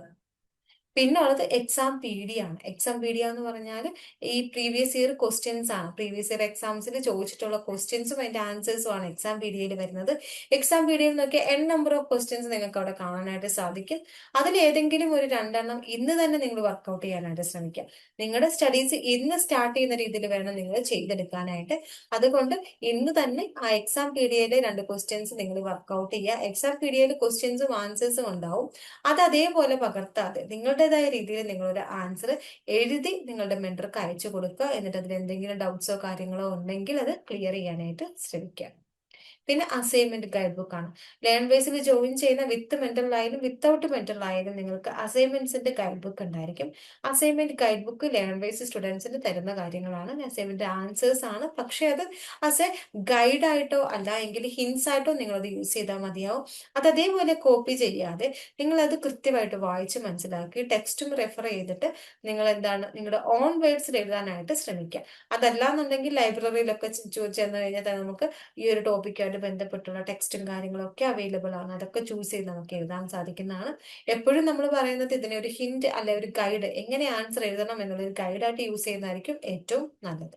പിന്നെ പ്രീവിയസ് ഇയർ അൾട്ടിമേറ്റ് അനാലിസിസ് ആണ്. പ്രീവിയസ് ഇയർ ക്വസ്റ്റ്യൻസ് കഴിഞ്ഞ വർഷത്തെ ഒരു 6-7 ക്വസ്റ്റ്യൻസ് എടുത്തിട്ടാണ്, റീസെന്റ് ആയിട്ട് വന്നിട്ടുള്ള ക്വസ്റ്റ്യൻസ് എടുത്തിട്ടാണ് PYQ പ്രിപ്പയർ ചെയ്യുന്നത്. അത് എക്സാം ഫോക്കസ്ഡ് ആണ്. എക്സാമിന് ടൈം പീരീഡിലേക്കായിരിക്കും നമ്മൾ അത് അവൈലബിൾ ആക്കുന്നത്. നിങ്ങൾക്ക് ഇപ്പോൾ വേണമെങ്കിലും കഴിഞ്ഞ ഇയറിലെ അല്ലെങ്കിൽ കഴിഞ്ഞ വർഷത്തെ കഴിഞ്ഞ എക്സാം കണ്ടക്ട് ചെയ്ത ടൈമിൽ ജൂണിലെയോ ഡിസംബറിലെയോ PYQ ലേൺവേഴ്സിന്റെ യൂട്യൂബ് ചാനൽ ഫോളോ ചെയ്താൽ യൂട്യൂബ് ചാനൽ നോക്കിയാൽ നിങ്ങൾക്ക് കാണാൻ സാധിക്കുന്നതാണ്. അപ്പോൾ യൂട്യൂബ് ചാനലിനകത്ത് നമ്മളിത് അപ്ലോഡ് ചെയ്യും. കൂടാതെ നിങ്ങളുടെ ആപ്ലിക്കേഷനകത്തും നമ്മളിത് ആ ഒരു എക്സാമിന്റെ ടൈം പീരീഡ് നിങ്ങൾക്ക് ഓരോ പേപ്പറും ഓരോ കോർ പേപ്പറും സ്റ്റാർട്ട് ചെയ്യുന്നത് അല്ലെങ്കിൽ ഇന്നാണ് എക്സാം എങ്കിൽ 2 ദിവസം മുമ്പായിട്ട് തന്നെ നിങ്ങളുടെ ആപ്ലിക്കേഷനകത്ത് നിങ്ങളുടെ PYQ വന്നിട്ടുണ്ടാവും. കോർ പേപ്പേഴ്സിനാണ് നമ്മൾ കൂടുതലായിട്ട് PYQ പ്രൊവൈഡ് ചെയ്യുന്നത്. അടുത്തത് വിത്ത് മെന്റർ പാക്കേജിലുള്ള സ്റ്റുഡൻസിന് നമ്മൾ കൊടുക്കുന്ന സ്പെഷ്യലായിട്ട് കൊടുക്കുന്ന കാര്യങ്ങളാണ് ഇവിടെ മെൻഷൻ ചെയ്യുന്നത്. വിത്ത് മെന്റർ പാക്കേജിലുള്ള സ്റ്റുഡൻസിന് ലൈവ് റിവിഷൻസും എക്സാം സ്പെഷ്യൽ ലൈവ് സെഷൻസും നമ്മൾ കൊടുക്കുന്നുണ്ട്. ലൈവ് റിവിഷൻസ് അവർക്ക് എത്ര സബ്ജക്ട്സുകൾ പഠിക്കാനുണ്ടോ അതിന്റെ എല്ലാം ലൈവ് റിവിഷൻസ് നമ്മൾ കൊടുക്കുന്നുണ്ട്. ലാംഗ്വേജ് ഒരു ടൈം ടേബിൾ പ്രിപ്പയർ ചെയ്തിട്ടുണ്ട് വിത്ത് മെന്റർ സ്റ്റുഡൻസിന്. ആ ടൈം ടേബിളിന്റെ അനുസരിച്ചിട്ടാണ് നമ്മൾ ലൈവ് സെഷൻസ് കണ്ടക്ട് ചെയ്യുന്നുണ്ടാവുക. അത് ടൈം പീരീഡ് എന്ന് പറയുന്നത് ഓറിയന്റേഷന്റെ കൂട്ട് തന്നെ Monday to Saturday 7 to 9 in between 7 to 9 ഒരു 1 hour സെഷൻസ് ആയിരിക്കും ലൈവ് റിവിഷൻസ് എന്ന് പറയുന്നത് സൂമിൽ തന്നെ. അതേപോലെ എക്സാം സ്പെഷ്യൽ ലൈവ് സെഷൻസും ഓരോ സബ്ജക്റ്റിന്റെയും ഡൗട്ട് ക്ലിയറൻസ് അല്ലെങ്കിൽ ഓരോ സബ്ജക്റ്റിന്റെയും എക്സാമിന് വരുന്ന പോർഷൻസ് എന്താണെന്നും ലൈവായിട്ട് തന്നെ നിങ്ങൾക്ക് പറഞ്ഞു തരുന്നുണ്ടാവും. അത് വിത്ത് മെന്റർ സ്റ്റുഡൻസിന് മാത്രം അവൈലബിൾ ആവുന്ന കാര്യമാണ്. പിന്നെ ഉള്ളത് പെർഫോമൻസ് ആൻഡ് കെയർ ലൈൻ. ഇപ്പൊ നമ്മൾ ലേൺ ബേസിൽ ജോയിൻ ചെയ്ത് കഴിഞ്ഞാൽ അഡീഷണൽ സപ്പോർട്ട്സും കാര്യങ്ങളും എല്ലാം നമ്മൾ പ്രൊവൈഡ് ചെയ്യുന്നുണ്ട്. ആദ്യമേ നമ്മൾ പറഞ്ഞിട്ടുണ്ടായിരുന്നു. അപ്പോൾ അക്കാഡമിക്സ് വൈസ് അല്ലാതെ തന്നെ നമുക്ക് എക്സാമിന് ബേസ് ചെയ്തുള്ള ഹെൽപ്പ് ഡെസ്ക് ഉണ്ട്. എക്സാമിന് രജിസ്റ്റർ ചെയ്യാനും അതേപോലെ തന്നെ വൺസ് ഹോൾ ടിക്കറ്റ് വന്നു കഴിഞ്ഞാൽ അത് നിങ്ങളെ അറിയിക്കാനും ഉള്ള എല്ലാ കാര്യങ്ങളും ലേൺ വൈസ് ഇവിടെ ചെയ്യുന്നുണ്ടാവും. കൂടാതെ തന്നെ പഠിക്കുന്ന സമയത്തൊക്കെ നമുക്ക് മെന്റലി സ്ട്രെസ് കാര്യങ്ങൾ, വർക്കിന്റെ ലോഡ് കാര്യങ്ങളൊക്കെ പലതും നമുക്ക് വന്നേക്കാം. അതൊക്കെ നമ്മുടെ സ്റ്റഡീസിനെ ഡയറക്റ്റ് തന്നെ ഇൻഫ്ലുവൻസ് ചെയ്യാനും ചാൻസസ് ഉണ്ട്. അങ്ങനത്തെ സിറ്റുവേഷൻസ് വരുമ്പോൾ നിങ്ങളുടെ മെന്ററെ കണക്ട് ചെയ്താൽ ലേൺ വൈസ് ഫ്രീ ആയിട്ട് തന്നെ നിങ്ങൾക്ക് ഹാപ്പിനെസ് അംബാസിഡർ സെഷൻസ് വെച്ച് തരുന്നുണ്ടായിരിക്കും. അത് നിങ്ങളുടെ മെന്ററോട് ചോദിച്ചു കഴിഞ്ഞാൽ ആ സെഷൻസ് നിങ്ങൾക്ക് ലഭിക്കുന്നതായിരിക്കും. ഒരു ഹാഫ് ആൻ അവർ വരുന്ന രീതിയിൽ നമ്മുടെ ലേൺ വൈസിന്റെ കൗൺസിലർ നിങ്ങൾക്ക് വേണ്ട കാര്യങ്ങൾ ചെയ്തു തരുന്നതായിരിക്കും. അപ്പൊ ഹാപ്പിനെസ് അംബാസിഡർ എന്ന് പറയുന്നത് ഫ്രീ കൗൺസിലിംഗ് സെഷൻസ് ആണ് ലേൺ വൈസ് പ്രൊവൈഡ് ചെയ്യുന്നത്. പിന്നെ ഇംഗ്ലീഷ് എൻറിച്ച്മെന്റ് പ്രോഗ്രാം. കാരണം ഇംഗ്ലീഷ് എന്നൊരു ലാംഗ്വേജ് എല്ലാവർക്കും ഒരേപോലെ ഈസി ആയിട്ട് ക്യാരി ചെയ്യാൻ പറ്റിയെന്ന് വരില്ല, അല്ലെങ്കിൽ ഹാൻഡിൽ ചെയ്യാനായിട്ട് സാധിച്ചു എന്ന് വരില്ല. അങ്ങനത്തെ സിറ്റുവേഷൻസ് ഉള്ള സ്റ്റുഡൻസിനായിട്ട് ലേൺ വൈസ് പ്രൊവൈഡ് ചെയ്യുന്ന അഡീഷണൽ സപ്പോർട്ടാണ് ഇംഗ്ലീഷ് എൻറിച്ച്മെന്റ് പ്രോഗ്രാം എന്ന് പറയുന്നത്. നിങ്ങളുടെ ആപ്ലിക്കേഷൻ നിങ്ങൾ ഓപ്പൺ ചെയ്ത് കഴിഞ്ഞാൽ നിങ്ങൾക്ക് കാണാൻ സാധിക്കുന്നതാണ് EEPയുടെ ഒരു ഫോൾഡർ. അവിടെ ബേസിക് ലെവൽ തൊട്ട് അഡ്വാൻസ് ലെവൽ വരെ ലാംഗ്വേജ് എങ്ങനെ ഇംപ്രൂവ് ചെയ്യണം എന്നുള്ളത് അവിടെ ഡീറ്റെയിൽഡ് ആയിട്ട് പറയുന്നുണ്ട്. ഇതും ലേൺ വൈസ് സ്റ്റുഡൻസിന് തരുന്ന ഒരു കോംപ്ലിമെന്ററി കോഴ്സ് ആണ്. പിന്നെ കരിക്കുലർ ഇവന്റ്സ് ആണ്. ഇപ്പൊ നമ്മളുടെ ഇപ്പൊ തന്നെ നമ്മൾ ഈ ഒരു ഓറിയന്റേഷന്റെ ഭാഗമായിട്ട് ആക്ഷൻ ടാസ്ക് വെക്കുന്നു. അത് ബെസ്റ്റ് ആയിട്ട് കംപ്ലീറ്റ് ചെയ്യുന്ന ആൾക്ക് പ്രൈസ് കൊടുക്കുന്നു. അതേപോലെ തന്നെ HOL, അതേപോലെ ഇപ്പൊ ഓണം, ക്രിസ്മസ് ഒക്കെ ഇവന്റ് ഒക്കെ വരുന്ന സമയത്ത് നമ്മൾ അതെല്ലാം സെലിബ്രേറ്റ് ചെയ്യുന്നുണ്ട്. അങ്ങനെ ഉള്ള സെലിബ്രേഷൻസും ഇവന്റ്സും ഒക്കെ തന്നെ നമ്മൾ കണ്ടക്ട് ചെയ്യാറുണ്ട്. കൂടാതെ തന്നെ സ്റ്റുഡൻസിന്റെ സ്കിൽസ് അപ്സ്കില്ല് ചെയ്യാനായിട്ട് അല്ലെങ്കിൽ നിലവിലുള്ള സ്കിൽസിനെ ഇംപ്രൂവ് ചെയ്യാൻ അതിന്റെ പ്രോത്സാഹനങ്ങൾ കൊടുക്കാനും ലേൺ വൈസ് വേണ്ട ഇനിഷ്യേറ്റീവ്സ് എല്ലാം എടുക്കാറുണ്ട്. അടുത്തതായിട്ട് ടൈം ടേബിൾ ആണ്. നമുക്കൊരു ടൈം ടേബിൾ ഉണ്ട്. ഞാൻ ആദ്യമേ പറഞ്ഞല്ലോ ലൈവ് റിവിഷൻസ് ഉണ്ടായിരിക്കും. അപ്പൊ ലൈവ് റിവിഷൻസ് കറക്റ്റ് ആയിട്ട് പോകണം എന്നുണ്ടെങ്കിൽ നമുക്ക് എന്താണ് ഒരു ടൈം ടേബിൾ ഉണ്ട്. കൂടാതെ തന്നെ വെർച്വലി ഡിസ്റ്റന്റ് ആയിട്ട് ചെയ്യുന്ന ഒരു കോഴ്സ് ആണത്. അപ്പൊ അതിൽ നമുക്ക് ഒരു ഇഷ്ടമുള്ള സബ്ജക്റ്റ് ഒക്കെ ഒന്ന് എടുത്ത് പഠിച്ച് കുറച്ച് കുറച്ച് നോക്കി പോയിട്ട് നമുക്ക് കാര്യമില്ല. നമുക്ക് എപ്പോഴും സിസ്റ്റമാറ്റിക് ആയിട്ട് കാര്യങ്ങൾ പോകണം. അതിന് വേണ്ടിയിട്ടാണ് നമ്മൾ ഒരു ടൈം ടേബിൾ പ്രൊവൈഡ് ചെയ്യുന്നത്. ടൈം ടേബിൾ ഞാൻ ഈ സ്ക്രീനിൽ ഒന്ന് ഷെയർ ചെയ്യാം. അപ്പൊ ഇവിടെ നമ്മൾ ഡിസ്കസ് ചെയ്യുന്നത് BA പൊളിറ്റിക്സിന്റെ ഫസ്റ്റ് ഇയറിലെ സബ്ജക്ട്സും കാര്യങ്ങളുമാണ്. അപ്പൊ ഇവിടെ നോക്കിക്കഴിഞ്ഞാൽ 14-ാം തീയതി ഇന്ന് നമ്മളുടെ സ്റ്റാർട്ട് ചെയ്യുന്നതായിട്ടാണ് വരുന്നത്. 13-ാം തീയതിയാണ് ഇന്ന്, പക്ഷെ 14-ാം തീയതി സ്റ്റാർട്ട് ചെയ്യുന്ന രീതിയിലാണ് ടൈം ടേബിൾ നമ്മൾ പ്രിപ്പയർ ചെയ്തിട്ടുള്ളത്. 2 ടൈം സ്ലോട്ട് തന്നിട്ടുണ്ട്. 10:30യും അതേപോലെ തന്നെ 7:30 7:00 തന്നിട്ടുള്ളത്. ടൈം സ്ലോട്ട് നിങ്ങൾ നോക്കേണ്ട കാര്യമില്ല. ഓരോ ദിവസവും പറഞ്ഞിരിക്കുന്ന പോർഷൻസ് നിങ്ങൾ കംപ്ലീറ്റ് ചെയ്യുക. ഫസ്റ്റ് നമ്മൾക്ക് സ്റ്റാർട്ട് ചെയ്യുന്ന സബ്ജക്ട് എന്ന് പറയുന്നത് political process in India BPSC 104 എന്ന് പറയുന്ന കോർ പേപ്പർ ആണ് ഫസ്റ്റ് നമുക്ക് സ്റ്റാർട്ട് ചെയ്യേണ്ടത്. കാരണം ലൈവ് സെഷൻസ് ഫസ്റ്റ് വരുന്നത് ഈ സബ്ജക്റ്റിന്റെ ആയിരിക്കും. ഫസ്റ്റ് ബ്ലോക്ക് നമ്മൾ ഓഗസ്റ്റ് 14th സ്റ്റാർട്ട് ചെയ്തിട്ട് അത് എൻഡ് ചെയ്യുന്നത് ഓഗസ്റ്റ് 16th. അപ്പോൾ ഓഗസ്റ്റ് 16 ശേഷമായിരിക്കും നമുക്ക് ലൈവ് സെഷൻസ് വരുന്നുണ്ടാവുക. അപ്പോൾ ഓറിയന്റേഷൻസ് നടക്കുന്നത് കൊണ്ട് ഈ ഒരു ടൈം സ്റ്റോണിൽ നമുക്ക് ലൈവ് സെഷൻസ് വരത്തില്ല. ഓറിയന്റേഷൻ കഴിഞ്ഞു കഴിയുമ്പോൾ സെപ്റ്റംബർ ഫസ്റ്റ് വീക്ക് തൊട്ട് നമുക്ക് ലൈവ് സെഷൻസ് എന്ന് വേണമെങ്കിലും എക്സ്പെക്ട് ചെയ്യാം. അതുകൊണ്ട് തന്നെ ഈ പറഞ്ഞിരിക്കുന്ന core paper political process in India എന്ന് പറയുന്ന പേപ്പർ നമ്മൾ കംപ്ലീറ്റ് ചെയ്യേണ്ട ടൈം എന്ന് പറയുന്നത് 14 ഓഗസ്റ്റിന് സ്റ്റാർട്ട് ചെയ്തിട്ട് നമ്മളത് എൻഡ് ചെയ്യേണ്ടത് സെപ്റ്റംബർ 6. സെപ്റ്റംബർ 6-ന് മുമ്പായിട്ട് തന്നെ നമ്മൾ ഈ ഒരു പോർഷൻസ് തീർക്കുക. സെപ്റ്റംബർ 6-ന് മുമ്പായിട്ട് തന്നെ നമ്മൾ ലൈവ് സെഷൻസും കംപ്ലീറ്റ് ചെയ്യാനായിട്ട് മാക്സിമം ശ്രമിക്കുന്നതായിരിക്കും.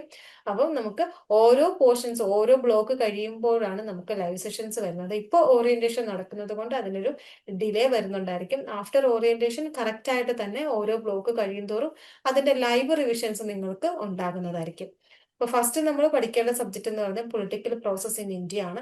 സെക്കൻഡ് ആയിട്ട് നമ്മൾ നോക്കേണ്ടത് constitutional government and democracy in India എന്ന് പറയുന്ന BPSC 102 എന്ന് പറയുന്ന പേപ്പറാണ് സെക്കൻഡ് നമ്മൾ പഠിക്കേണ്ടത്. അത് സെപ്റ്റംബർ 10-ന് സ്റ്റാർട്ട് ചെയ്തിട്ട് അത് എൻഡ് ചെയ്യുന്നത് നമ്മളുടെ സെപ്റ്റംബർ 25-ാം തീയതി.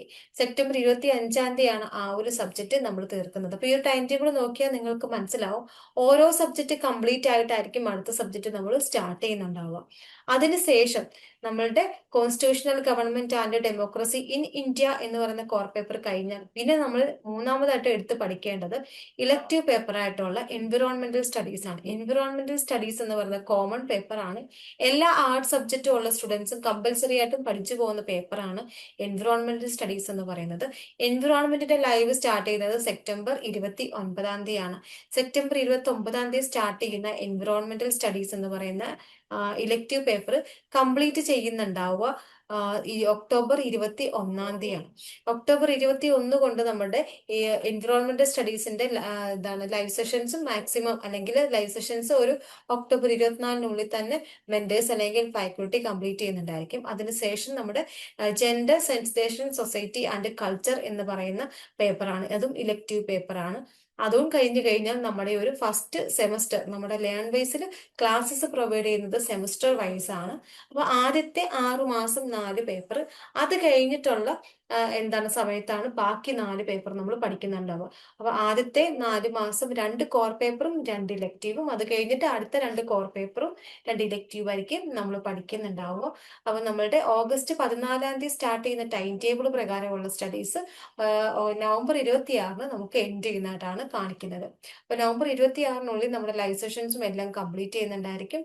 അതിനുശേഷം നമ്മൾ ഓരോ സബ്ജക്റ്റും സെൽഫ് സ്റ്റഡി ആണ്. നിങ്ങൾ തനിയെ ഇരുന്ന് പഠിക്കുക, റിവിഷൻസ് ചെയ്യുക. മെന്റർ സപ്പോർട്ട് ഉള്ള സ്റ്റുഡൻസിന്റെ മെന്റേഴ്സ് നിങ്ങൾക്ക് ഓരോ മോക്ക് ടെസ്റ്റും കാര്യങ്ങളും ഒക്കെ ചെയ്യുന്നുണ്ടാവും. നിങ്ങളുടെ റിവിഷൻസും കാര്യങ്ങളും എല്ലാം ഫോളോ അപ്പ് ചെയ്യുന്നുണ്ടായിരിക്കും. കൂടാതെ ഈ ടൈമിൽ നിങ്ങൾക്ക് അസൈൻമെന്റ്സ് എഴുതാനുള്ള സമയവും കൂടാണ്.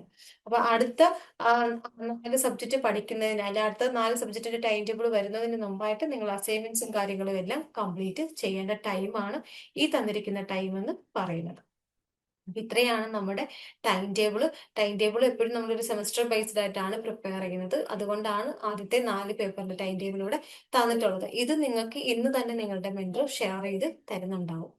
അപ്പൊ ഇന്ന് നമ്മള് സിലബസ് ഡീകോഡ് ചെയ്തു.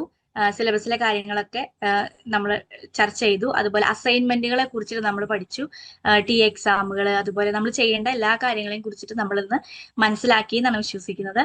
ഇനിയിപ്പം എന്താ പറയാ, കോഴ്സസുകളെ കുറിച്ച് നമ്മൾ പഠിച്ചു അല്ലെ, പ്രോഗ്രാം ഏതാണെന്ന് മനസ്സിലാക്കി, നമ്മുടെ കോഴ്സസിനെ കുറിച്ച് പഠിച്ചു. ആ കോഴ്സിനെ ബ്ലോക്കുകളായി തിരിച്ചിട്ടുണ്ട്, ബ്ലോക്കുകളെ യൂണിറ്റുകളായി തിരിച്ചിട്ടുണ്ട്. അതായത് ബ്ലോക്കും യൂണിറ്റും ഒക്കെ ചാപ്റ്ററും സബ് ഹെഡിങ് ആയിട്ട് തിരിക്കുന്നത് പോലെയാണ് തിരിച്ചിരിക്കുന്നത്.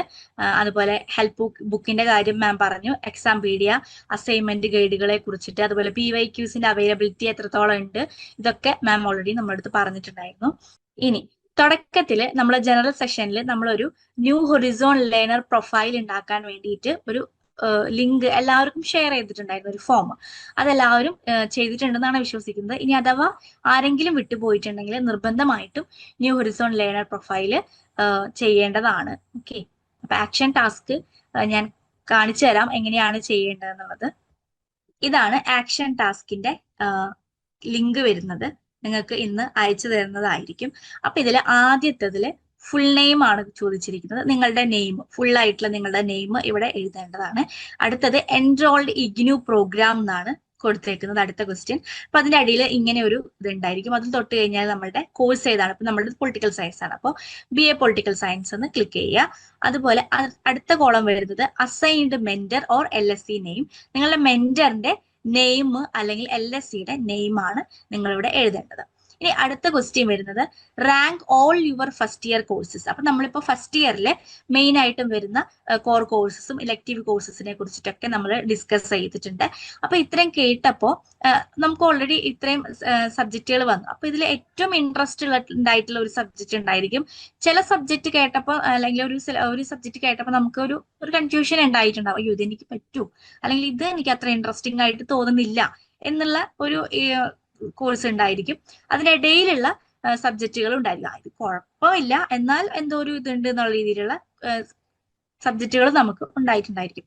അപ്പൊ അതിന് നമ്മൾ തന്നെ, അതായത് സെൽഫായിട്ട് നമ്മൾ പഠിച്ചു തുടങ്ങുന്നതിന് മുന്നേ ഇപ്പൊ കേട്ടിടത്തോളം വെച്ച് മാത്രം നമ്മളൊന്ന് റാങ്കിങ് ചെയ്യാണ്.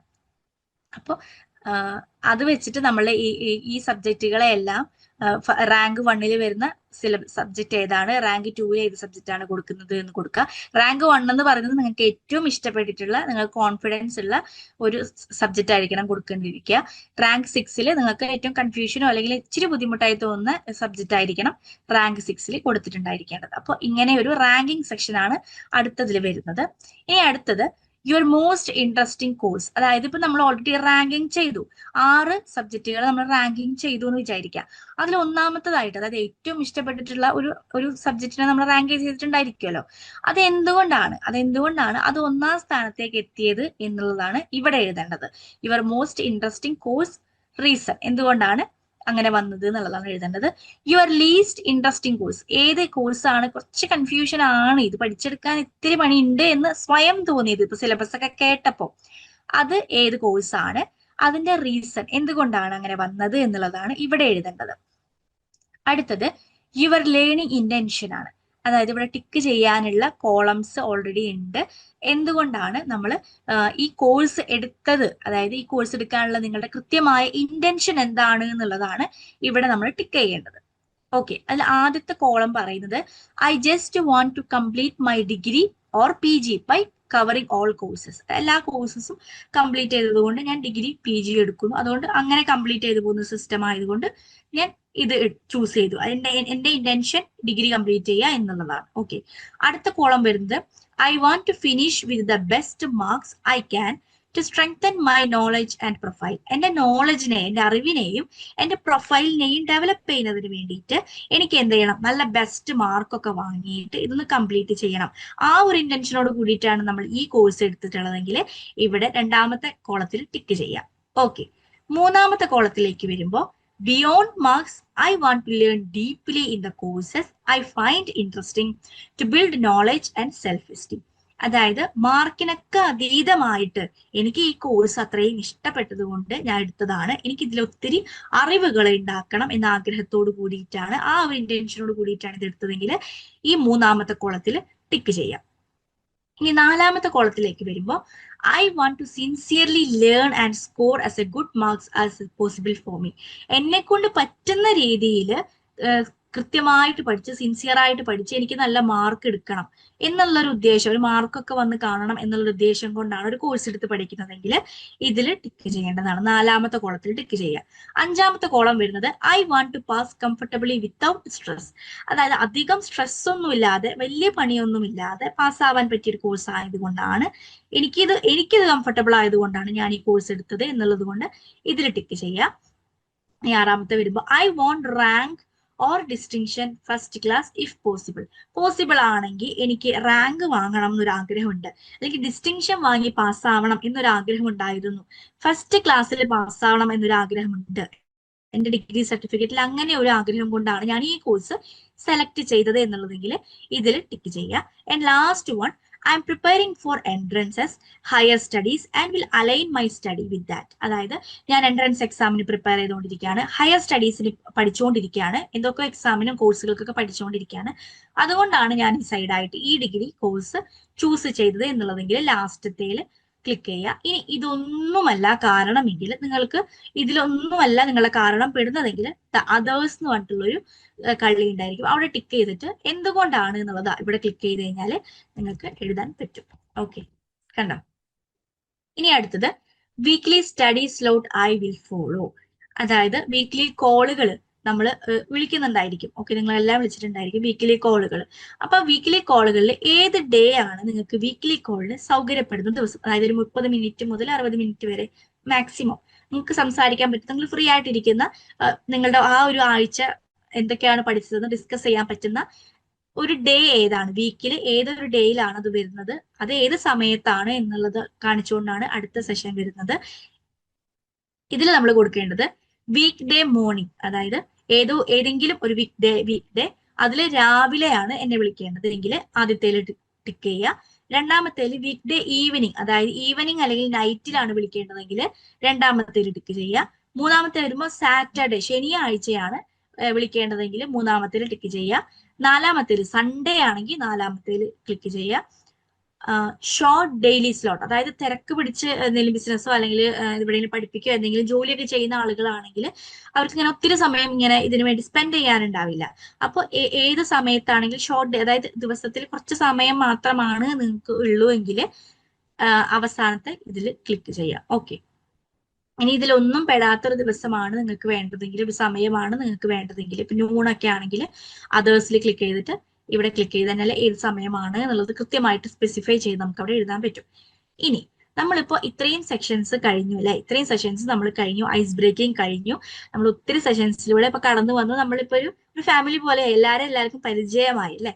ഇപ്പോ ആദ്യം ലേൺ വൈസിലേക്ക് ചേരാൻ വന്ന ഒരാളെ സംബന്ധിച്ചിടത്തോളം ഉള്ള കോൺഫിഡൻസും ഇപ്പൊ ഈ സെഷൻസ് ഒക്കെ കഴിഞ്ഞപ്പോൾ ഉള്ള കോൺഫിഡൻസും നിങ്ങൾ സ്വയം ഒന്ന് വിലയിരുത്താം.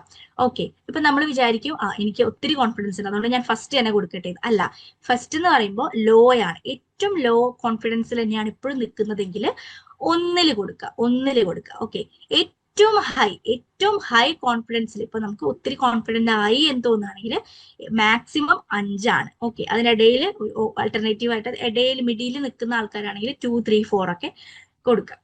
ഓക്കെ, എന്നിട്ട് സബ്മിഷൻ കൊടുക്കുക. Thank you for joining.